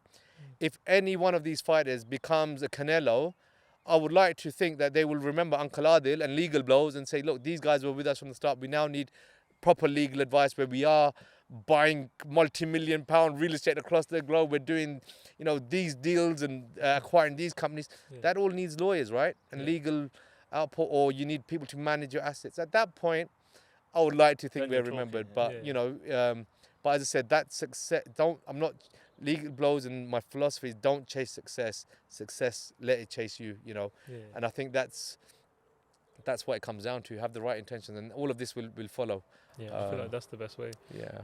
But going back to YouTube boxing. Yeah. So what's your opinion on that? Because I feel like that's become really prominent now. Yeah, you can't knock it, right? I mean, again, as an outsider, as a fan of the sport, if you're a purist, I think you're saying, what the hell? There was a fight where you had I'm not kid you not, 200 kg big, not fit boxers, influencers, whatever you want to call it, fight, and that wasn't boxing. I felt that was disgusting. I didn't like that at all, right? I don't like that. But then when you've got a KSI fighting, what was his name? The 40, I forget his name. But Fournier, that's it. Fournier, he fought, right? Look, you see that crowd? You see how many pay-per-views it did? You see Tommy Fury, Jake Paul. You can't begrudge that. Yeah. That is smart business from those influencers. They've got millions of views, right, on their YouTube, TikTok, Instagram channel, right? And they're thinking, you know what? We can sell out arenas and charge 20, 30 pound and all of this and get TV, pay-per-views and make millions. So the Fury Jake Paul fight. Fury's had 4 or 5 fights, something like this. Yeah, not a very, in my humble experience, what do I know? But not a great boxer, not someone who's made it. Jake Paul, again, that was his first time he's fighting a professional boxer. They came out with 30 mil plus each, right? And then you've got these other influencers as well doing their thing. So hats off to them. As I said, great business, makes a lot of sense for them, right? And I respect that because they've just tapped into an untapped market, essentially, right? Yeah. Capitalizing on their fame and their popularity. But then if you're a boxer, imagine, man, you've been doing this since you're 7 years old, grinding hard, sacrificing, like we've talked about, not eating this, away from family, taking all your life, and you can't get a fair crack. Not because you're not good enough, but unfortunately, sometimes, we were talking about you have to get noticed. Now we're getting these grassroots platforms that, some of the brothers and people are putting together, hats off to them. But before that, and you're 25, 26, and you still haven't had your breakthrough for one reason or the other. How are you feeling? You're thinking, I've given my life to this sport. I haven't got a YouTube channel. I haven't got no other business. I haven't got a prime drink, or whatever. Boxing has been my life. And yet you got these influencers who aren't very good or as good as me. And they're making all... I don't know. I'm not a boxer. So I don't know if they think like that. But I could understand if some of them do think like that. Or they think elite boxer, world champion, multi-weight world champion, and some of them getting a fraction of the money, the purse money or prize money that Fury and Jake Paul or KSI are getting. Yeah. You know, I'm a world champion, multi-weight, you know what, these type of WBA, WP, whatever. And you've got someone else who's fighting not for a world title, not for any real belt. Entertainment. And they're getting more money. So, you know, there is a lot, there's that, right? So I don't know. I mean, I'm somewhere probably in the middle. I think from a business perspective, it makes a lot of sense. Who am I to sort of say it's a bad idea? I think it's a good idea if you're an influencer and you can make money from it. And if you're a professional boxer, the message is maybe, you know, work, but you've got to, it's not only about being a good boxer. It's also about being popular, right? You could be the best boxer in the world, but if no one supports or follows you, you're not going to sell tickets, you're not going to have the TV, you're not going to have the sponsorship because you're just a boxer. And again, I'll bring it back to the law as well, right? Because it's the same with lawyers. I would love to say I'm the best lawyer in the world. I'm probably not, right? The chances I'm not. I sell law. I sell my time. So if I was the best lawyer and I knew contracts inside out, but I couldn't go out to my marketplace and my client base and say, hey, this is what I do and I can help you, and talk the talk and come across in a way that I would like to think is you know, something where people can build rapport with. That's what matters more. I could actually be a rubbish lawyer as long as I can talk the talk and then get the work and let someone else do it. That's one way of doing it, right? So what I'm trying to say is you can be technically the best lawyer, engineer, best one, but if you can't sell that, if you can't get people around you believing in you and acknowledging what you're good at and having that, you know, X factor, if you like, it's going to be a struggle. And if you look at KSI and Jake Paul, and I mean, look, my kids grew up watching them, right? And I used to go into their rooms and I'm like watching them, and all they're doing is bloody playing video games. And I'm like, first of all, why aren't you studying? You know, secondly, you're watching someone else play a video game. Why don't you play the video game yourself? But I don't understand the younger generation, X or Y or Z, whatever it is now. But they've done something right to get millions of viewers and all of that. So with the fighters and the boxers, you know, who are thinking, why are these influencers doing? I would just say to them, carry on doing your craft because that's what it's all about. But get out and increase your public. Have something a bit about you as well, you know, to attract more of a fan base and get popularity, because then you will sell more tickets. You will want more people associating their brands with you, more deals, your Nike, your Reebok, all of them will want you, right? So it's just about having something about you. Yeah, well, one good thing about YouTube boxing is that I feel like it also brings a lot of traction to the sport. So I feel like it has made the sport like more popular. 100%, yeah, that's a good point. That can obviously help the up and coming boxers. It can get more viewers, you know, the younger viewers to start watching the rest of boxing and expose them to more of the boxing world. You know what? I can't disagree with that. I think, you know, back in the day, maybe, you know, people like us who are diehard boxing fans, we would watch every fight. Now you've got Joe Blogs, the lane man, woman, whoever, so just many, thinking, what, KSI's fight, and there's more eyes. But you talk about, you know, the young and filling seats and getting more eyes on boxing. I 100% agree. But a question for you perhaps is, do you think a Jake Paul or a KSI would inspire a 9-year-old to become a boxer or get into boxing? It's just right? entertainment now. Right. So this is so it serves its purpose, right? But who are really going to inspire the next Muhammad Ali's, Amir Khan, Hamzah Sheeraz? It's going to be the boxers themselves, the purists. So, you know, that's what I would say. Where you definitely get more eyes on boxing, 100%. But how are you going to create the next gen of elite fighters? It's not going to be the YouTuber or influencer boxing. You know, it's going to be the hardcore, pure boxers. But you know what? Again, hats off to these boys. You know, Amir, start with Amir, right? Amir's in the locals. He's got his training academies. There's a young sister, I'll mention her name, Sana, who's done a lot for the support. You know, she's getting girls fighting and all of that, and you know, the training academies. Hamza, who I know, you know, is in the local gyms. You know, he's doing even playing tennis with the little kids, and inspiring, right? And even local gyms around the area, nationally. He was in Woking not so long ago. I wasn't here, but you know, talking about knife crime and things. So, you know, hats off to these boys and girls, you know, who are and these boxers who are spent Akib again, right? I know He's, you know, I mentioned it's funny, in Ramadan this was, right? So I was speaking to him about a few things and I sort of messaged him. And then I get a lovely video message back from him, right? This is Ramadan, you know, iftar's at what, 9 o'clock or something, right? Yeah. And he sends me a video message saying, Uncle Adil, just did a 5-mile run here. We're trying to raise money for charity. And he doesn't have to do that. Yeah. He doesn't have to do that. You know, he's got, I'm sure, enough on his plate with, you know, fights and boxing and training and all of that. He's running 5 miles. Sorry, I'm doing disservice. It's half a marathon. Beg your pardon. Sorry, Akib. You know, it was half a marathon. Him and his boys. And then you look at, again, Adam Azim and Hassan. These guys, well, I don't know them very well, to be honest, but doing their own charity thing in Ramadan. Started. Hopefully, I will see. A few other, but I won't mention all the names. But all of these fighters in Ramadan doing charity work, getting into communities. Those are the inspiration. That's what inspires me. Hamza inspired me. Young kid, you know, mashallah, 6'3", whatever, you know, good looking kid, good, excellent fighter, talking about Islam in the community. As a 45-year-old, you know, boring old man, when I see the youth and the youngsters like yourselves, you know, doing what you're doing, so hats off to you.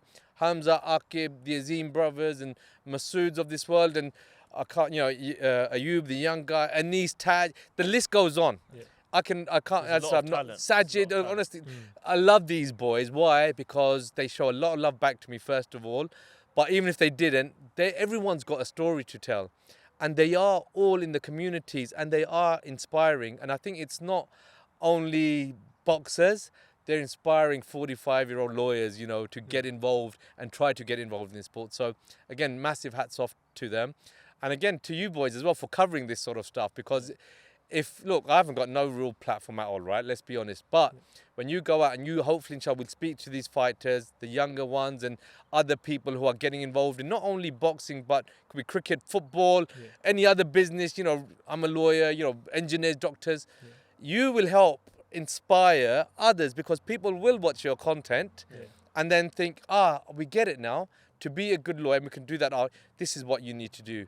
To be a good boxer, this is what you need.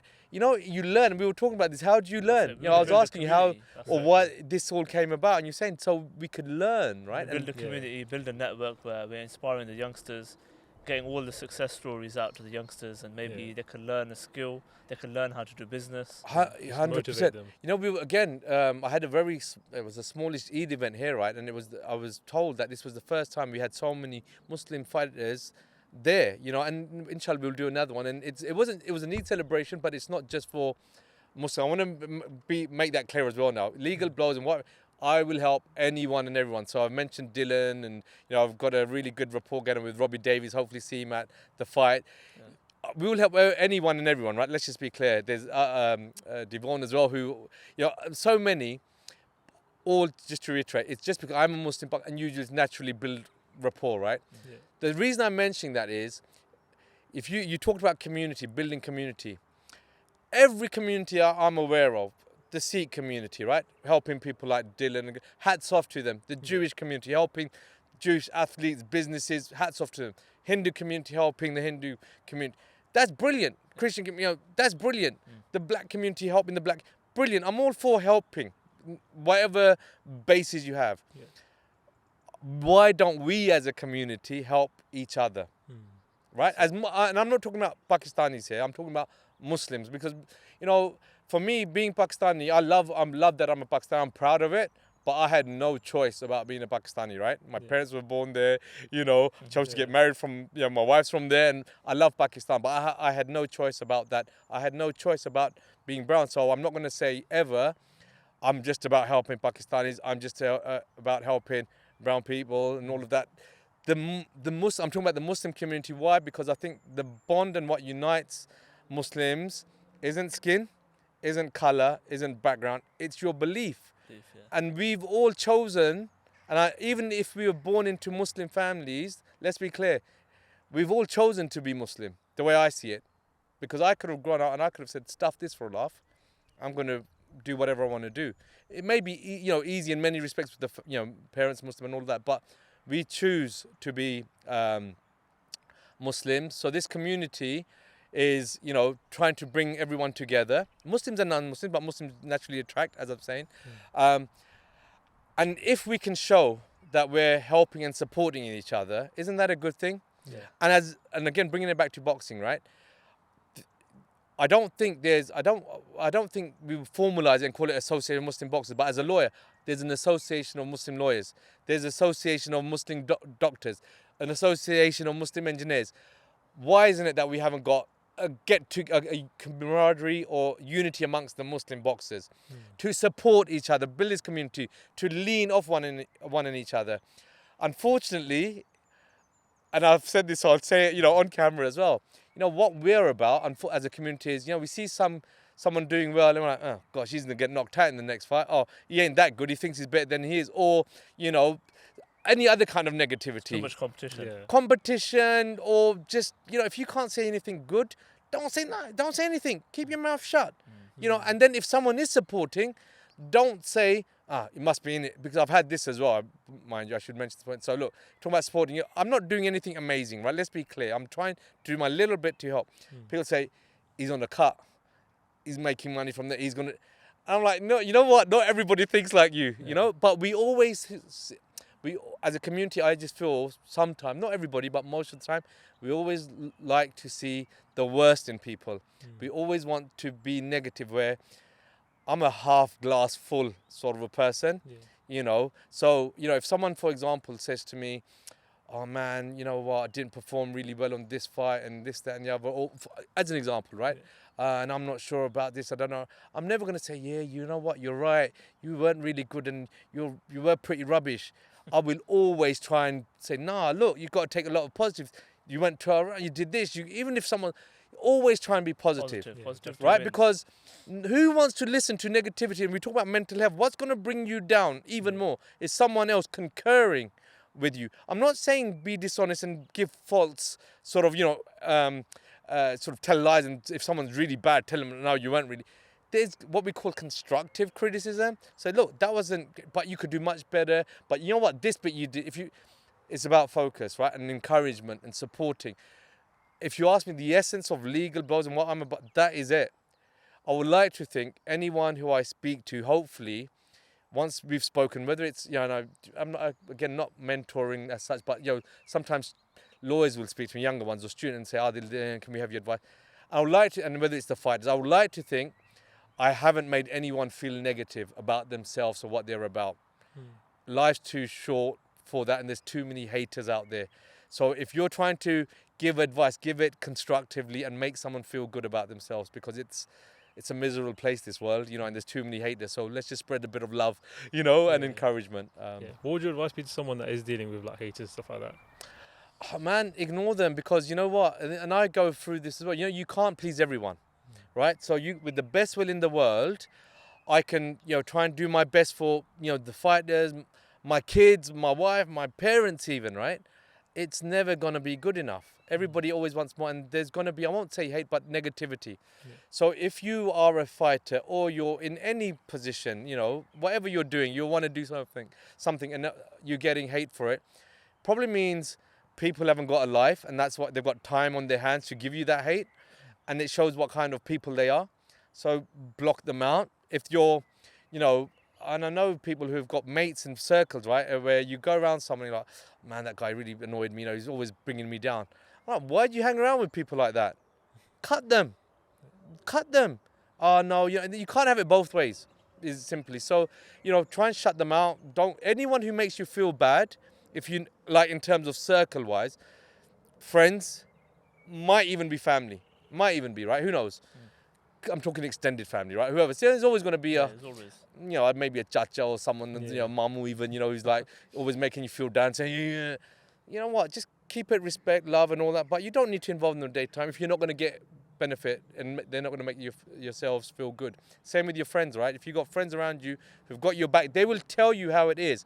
But if someone's always on your case, man, you guys, how long you being podcast for? What money you made? That you've been doing this legal blows thing. You know, how much money you made? Oh, you're nothing. No one takes you seriously. Thank you. Push them to one side, you know. And just as long as you're comfortable doing what you're doing and you know you're doing something that it's making you happy and you're on your path, do it. There's no right or wrong. And look, I've been told already, and I'm nobody, right? Legal blows is nothing, let's be honest, right? It's a little thing, we're trying to help. I've had people say to me, Adil, you need to be more professional. You know, you can't be laughing around and joking around, wear a suit, wear this, you know, why are you working or doing this with this people? And I'm like, listen, man, I am who I am. Exactly. Yeah. I've got to, and I'm nothing bigger, don't get me wrong, right? But I've got a certain client, but I made, I think, relatively a successful lawyer with a name in the city, name in the Middle East, being who I am. If I get instructed by a client, they know I'm as straight as an arrow. I will tell them if they're talking rubbish, I will say, you know what, it's a good idea, or you know, you're not going to get it though, in a nice way, but I will tell them, but keep it straight. I will mess around, I will have a joke, I will laugh around and fool around, but that's just me. If you don't like it, no one's asking you to speak to me, no one asking you to be around me, you know, just don't do your thing. So again, you know, take advice as well, and that's, I want to, you know, that's another thing. Sometimes you can perceive comments and criticism as hate when it's not hate. It's just someone trying to maybe show some concern or give some criticism, but not in the right way. So, and I may be at fault at this as well, but I always try to make it clear that, look, let's just say I'm working with you boys now, right? And you know, you're doing your next podcast, and I say, you know, boys, you know what? Don't have your cameras here. Do this, do that. And you think, what did I know about, you know, podcasts and whatever? And similar with the boxers. If I'm telling them, I would never even dream about telling any one of these fighters, you know what? Next time, go in there, right, and lead with your right, or slip. What do I know? But if someone asks me, that's what I do know about, right? So all I'm saying is go take on advice. And someone says to me, Adil, you can do legal blows this way, do that. I will take that on board, but then it's up to me to implement what you've said or not. Like with any advice I give to the fighters or even my clients on a banking transaction, and kid you not, we've closed $1 billion worth of transactions, right? You know, hard, and we negotiate all day, all night. Yeah. Sometimes there's a point, and I know that this don't make no sense. Don't accept it. But if my client is saying, you know, I understand it doesn't make no sense, but I still, I'm okay, you do it, you're the boss. Same with the fighter, same with who you work with. Take the advice, listen to the advice if it's sincere and, you know, someone's trying to not hate but help. But don't change who you are or what you're about or what you believe in if you don't agree with it. You might mess up and that advice might be correct, you know, but if you don't do what you think you should be doing, what's the point? You might fall, but you're going to rise again and you'll be better off from that experience. So otherwise, there's too many people who're going to chase your goals. That's it. Yeah. Chase your goals, and you're going to have falls and bumpy rides, but that's the learning process, right? It's not, you know, it's not plain sailing, is it? You know, you've got to go through hardship, challenges, obstacles, and what we call it is character building. Yeah, definitely. You become better as a person, and you know more about, you know, yourself, and you find out about yourself. Talk to us a bit about Dubai. What's it like living in Dubai then? Oh man, Dubai, man, it's all glam, glitz, fast cars, and you know, expensive watches. No, it's not. That's what you see, right, on the Insta and then the socials. Look, Dubai, funny enough, it's a great place to live, if I'm honest, right? So I've done, as I mentioned, I've lived in Bahrain, I've did Riyadh, I've done Abu Dhabi and Dubai now as well. So pretty much most of the Middle East. If we're talking Dubai specifically, personally, I think the best place in the Middle East I've lived at, where I was probably the most happiest, was Abu Dhabi. I loved Abu Dhabi, right? And if I may, I'll talk about each of these countries in a bit more detail. Give us a day in the life of Dubai. Okay, so you want to focus on Dubai. Let's go with Dubai. Dubai, man, it is, look, Dubai is safe. First thing, right? So when my wife's there, my family's there, if my wife wants to go for a walk at 2 a.m, she can go for a walk at 2 a.m. I've got no concerns about her getting mugged or robbed or anything. You know, you've got a nice timepiece on, you can walk around and you're not expected to get robbed, you know. That's one of the best things about Dubai. Safety, security, you know, you hear and you see these stories, right? People have got Lambos and Ferraris, and in my case a Toyota. You know, you leave your engine running, you know, and you're going into the shops, and what you tell me, right, no matter if you got whatever scrap heap here, if you leave your car in the engine, your car running, and you go to pop out to the shop, your car's still going to be there, or there's something in your car it's not going to be taken. Can you honestly, hand on heart, say that in the UK we have that level of security where you would let your daughter, your wife, your sister, you know, mother out on the streets in 2 a.m? Nah. So for me, that's a big plus. The other one was the weather. right? I love the weather out there. I weather's love the heat. amazing, You know, alhamdulillah, it's right today. But usually, every time I'm in the UK, it's raining, it's drizzly. You don't get that in Dubai. What else? Money, right?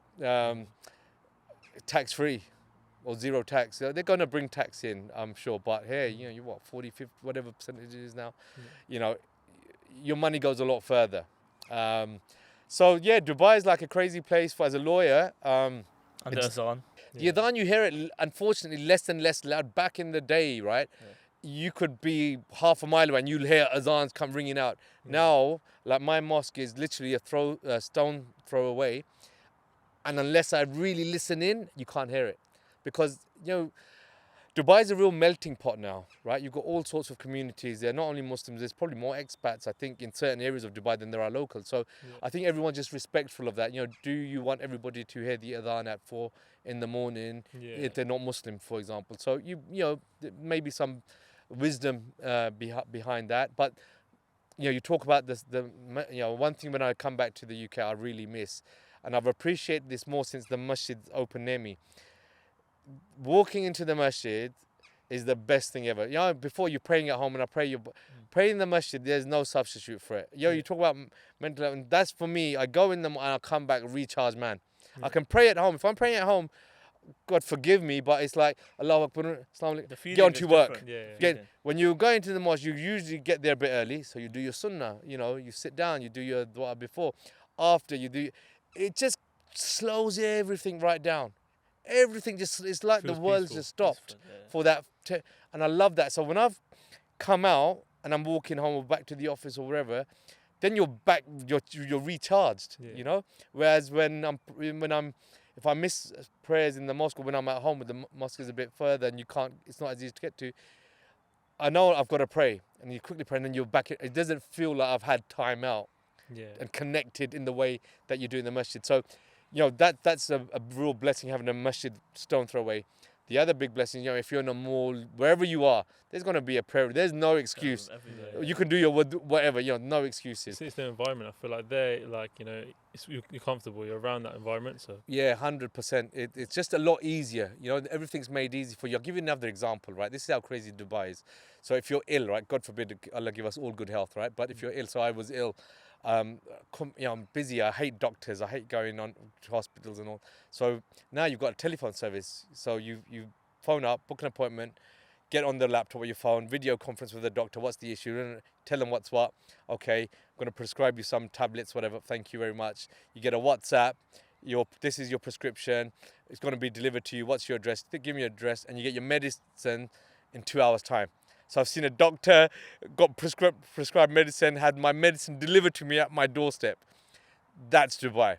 Another bizarre one, which I've just found out recently, I haven't had this happen to myself, but you know, if you're on the beach, right, you got someone coming around, taking off your glasses and cleaning your glasses for you. Why? What's You know, that for? Just hospitality. Yeah, Dubai is next level like that. yeah. You know, 10 out of it's a city that never sleeps. There's always, you know, you get spoiled, you know, fill up your car, you're just sitting in your car, right? Someone's coming and filling it up for you. So, you know, from that perspective, it's like phenomenal. What about investment perspective? Like, In Dubai, in so look, Dubai. everyone will tell you, and probably has, I haven't, but real estate, everybody's invested in real estate in Apartments, Dubai. villas. Off plan, and in fairness to Dubai, and hats off to them, right? You know, they've changed the laws and the regulations, right? So if you boys or anyone you know is looking to invest in real estate, personally, I'm not sure if it's the right time because the prices are sky high at the moment. But they could continue to increase. But back in the day, so when I first went out, you know, to the Middle East, 2005, every apartment was being brought off plan, right? Which basically means that they've got a development and they're selling these apartments as a, you know, development project, right? So you pay money off and you got a file which says you're going to have this unit, we're yet to develop 4 or it. 5 years it'll be built. Exactly, right? And you've got a payment plan in place. the money, when it's built, the money is probably like almost double, probably. That's the idea, right? Those meant to be increased. But back in the day, what was happening was a lot of these small-time developers were saying, give us your money, we're going to do this and build this, collect your money, and they're gone. They just disappeared, you know, and loads of people lost a lot of money. They also made a lot of money as well. So sometimes you had these developers, for example, either absconded with money, you know, or they had the best of intentions. They collected the money, started developing, delays in development, costs go higher, then they ask for it was a mess. It was a mess, right? But the laws have changed, regs have changed now. So now any developer, all of this money that they collect in advance, it goes into an escrow account. So the developer can't touch that money until certain milestones have been met. So from a legal perspective now, your money's a lot safer in the development projects. But I'll give you, it's mad in the day. People used to, when a new project was being announced, so let's just say, EMA, one of the biggest developers, right? They're announcing a new project. And they would say, right, if you want something, there wasn't online stuff. You have to come queue up into the office. People used to queue the whole night, right? And the lines are like spiral shaping, honestly. Yeah. So someone who's used to go there, pay over a small deposit, maybe a few thousand dirhams, if 10,000 dirhams, to pay, that's the initial deposit, right? And you've got a file now which says this plot or this apartment has been allocated to you. By the time you've got that file, you've walked out and you've got to the end of the queue. If you paid 10,000 dirhams, you could sell that file for 20,000, 30,000 dirhams. It's already increased in value There and then. because there's limited supply, right? Yeah. So there's people I know, so many people who made a lot of money through real estate and they never owned a single completed villa or apartment. They just bought all off plan. And what they bought for, 30,000, 100,000, they were selling for 300, whatever, because the value just kept appreciating and appreciating. But, the real estate market is crazy, right, in Dubai. So you have a lot of bubbles, right? And I'm a very conservative investor, right? So again, I mentioned crypto and AIM listed. I would put money in there, not a lot, but whatever money I put in there, I know if I put it in and I lose it, so what? It doesn't matter. It's not going to hurt me, if that makes sense. But when you're dropping money, and now a 2-bedroom flat downtown or somewhere like, it's probably going to cost you about 3 million dirhams, which What about JBR size, Dubai Marina? Similar, like if you get a decent, decent apartment with a good developer, 2.5 million dirhams, 3 million, that's about 600,000 pounds. That's not small change, right? Yeah, it's a lot. So again, being the concern, and people who know real estate may say, I don't know what I'm talking about because I'm not a real estate developer, but I'm conservative, right? And I see that, I'm thinking 3 million dirhams, and that's 650 grand for an apartment with service charges and the construction, breeze blocks, and I'm seeing some of the older buildings and they don't look great to me. So I'm thinking, what, maybe not for me, because you get a good rental return, get anything up to 9%, return, right? That's not bad. It's not compared to here. But for me, I trust the UK and the rental is crap here, right? You're getting 3% if you're lucky, given all the bloody costs there are. Yeah. But you buy a house here, it's going to be here for the next 100 years or 2 years, and the property might not appreciate in the same scale as properties in Dubai, but you're going to gradually increase. And I know that legally it's watertight, So yeah, but real estate people need to make a lot of money in and have made money in. But we, as a lawyer, so look, we do a lot of stuff in the healthcare sector, education sector. So depending on what level of investment you're after. So look, Joe blogs, most people, it's like, let me buy an apartment or a couple of apartments in Dubai. But if you're a well-to-do investor and you've got, serious cash to play around with, setting up a school, for example, we've seen loads of people do that, or medical centers, anything in the healthcare sector, education sector, those are massive. Their hospitality as well, food and bev. Come on, man, you've been before, right? Yeah, I've been a few right, times, and then you go in as well. When you go, when you go around, JBI is big, right? Downtown is big. There's gonna be restaurants like. Every other shop is a restaurant. Everything's halal as well. Everything's halal, so you're going to eat. You're going to put on a lot of weight, I'll tell you that now. Make sure you hit the gym. But every single place is packed. Busy. So, if you've got someone who's into the food and beverage space, take your brand to the Middle East, man. You're going to make money there. Yeah, that's the way I see it. There's always room for even more. Before we wrap this podcast up, let's finish it with our final question. Does money buy happiness? That's a tough one, man, because if I said no, I think you've stumped me on this one. It's a really tricky one. Can I say yes and no? Yeah, sure. And I'll explain the yes. So look, there's no two ways about it, right? for me, if I look at the little bit of money I made, and I've not made a lot, right? For me, money has brought me happiness in the sense of I've managed to buy a nice house, which is something my wife always wanted. When we started off, we lived with my mum and dad for 8 years or so. We never thought we would ever have our own house, alhamdulillah. So I couldn't buy the house of my wife's dream if I didn't have money, right? That's not happiness for me. That house is not happiness for me. My wife's happiness is what money's brought me, if that makes sense.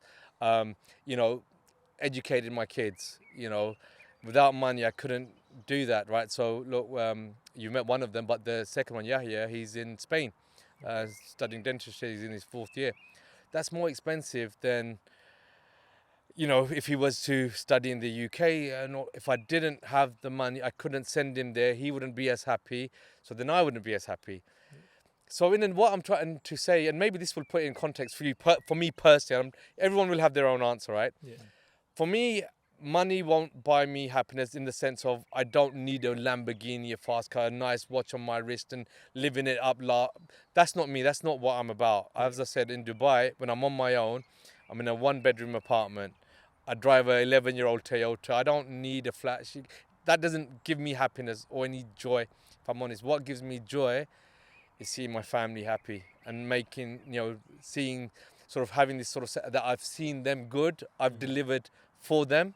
I've fulfilled my role as a husband and as a father, like for my wife, keeping her happy so she can have what she needs or wants, and educating my children. That's what money's done for me. And I'm not to say, look, if I didn't have that sort of money, then they would have studied, they would have whatever else. But just knowing that, I don't think the family would change anything about their lives at the moment. And you've got to be in a certain position to be able to deliver on that. Again, money's a fitna as well, right? I'll be honest, right? So the more you have, the more challenging things. So look, I'm in the Middle East, right? I'm living away from my family. So I'm saying this now, I'm doing this all for my family. So they're living a good life. They've been educated at the best schools and all of that. And alhamdulillah, Allah's been very kind to us, but I'm away from my family. Why don't I just come back? Because I know when I come back, I'm going to start getting taxed. I won't be able to afford the way they are.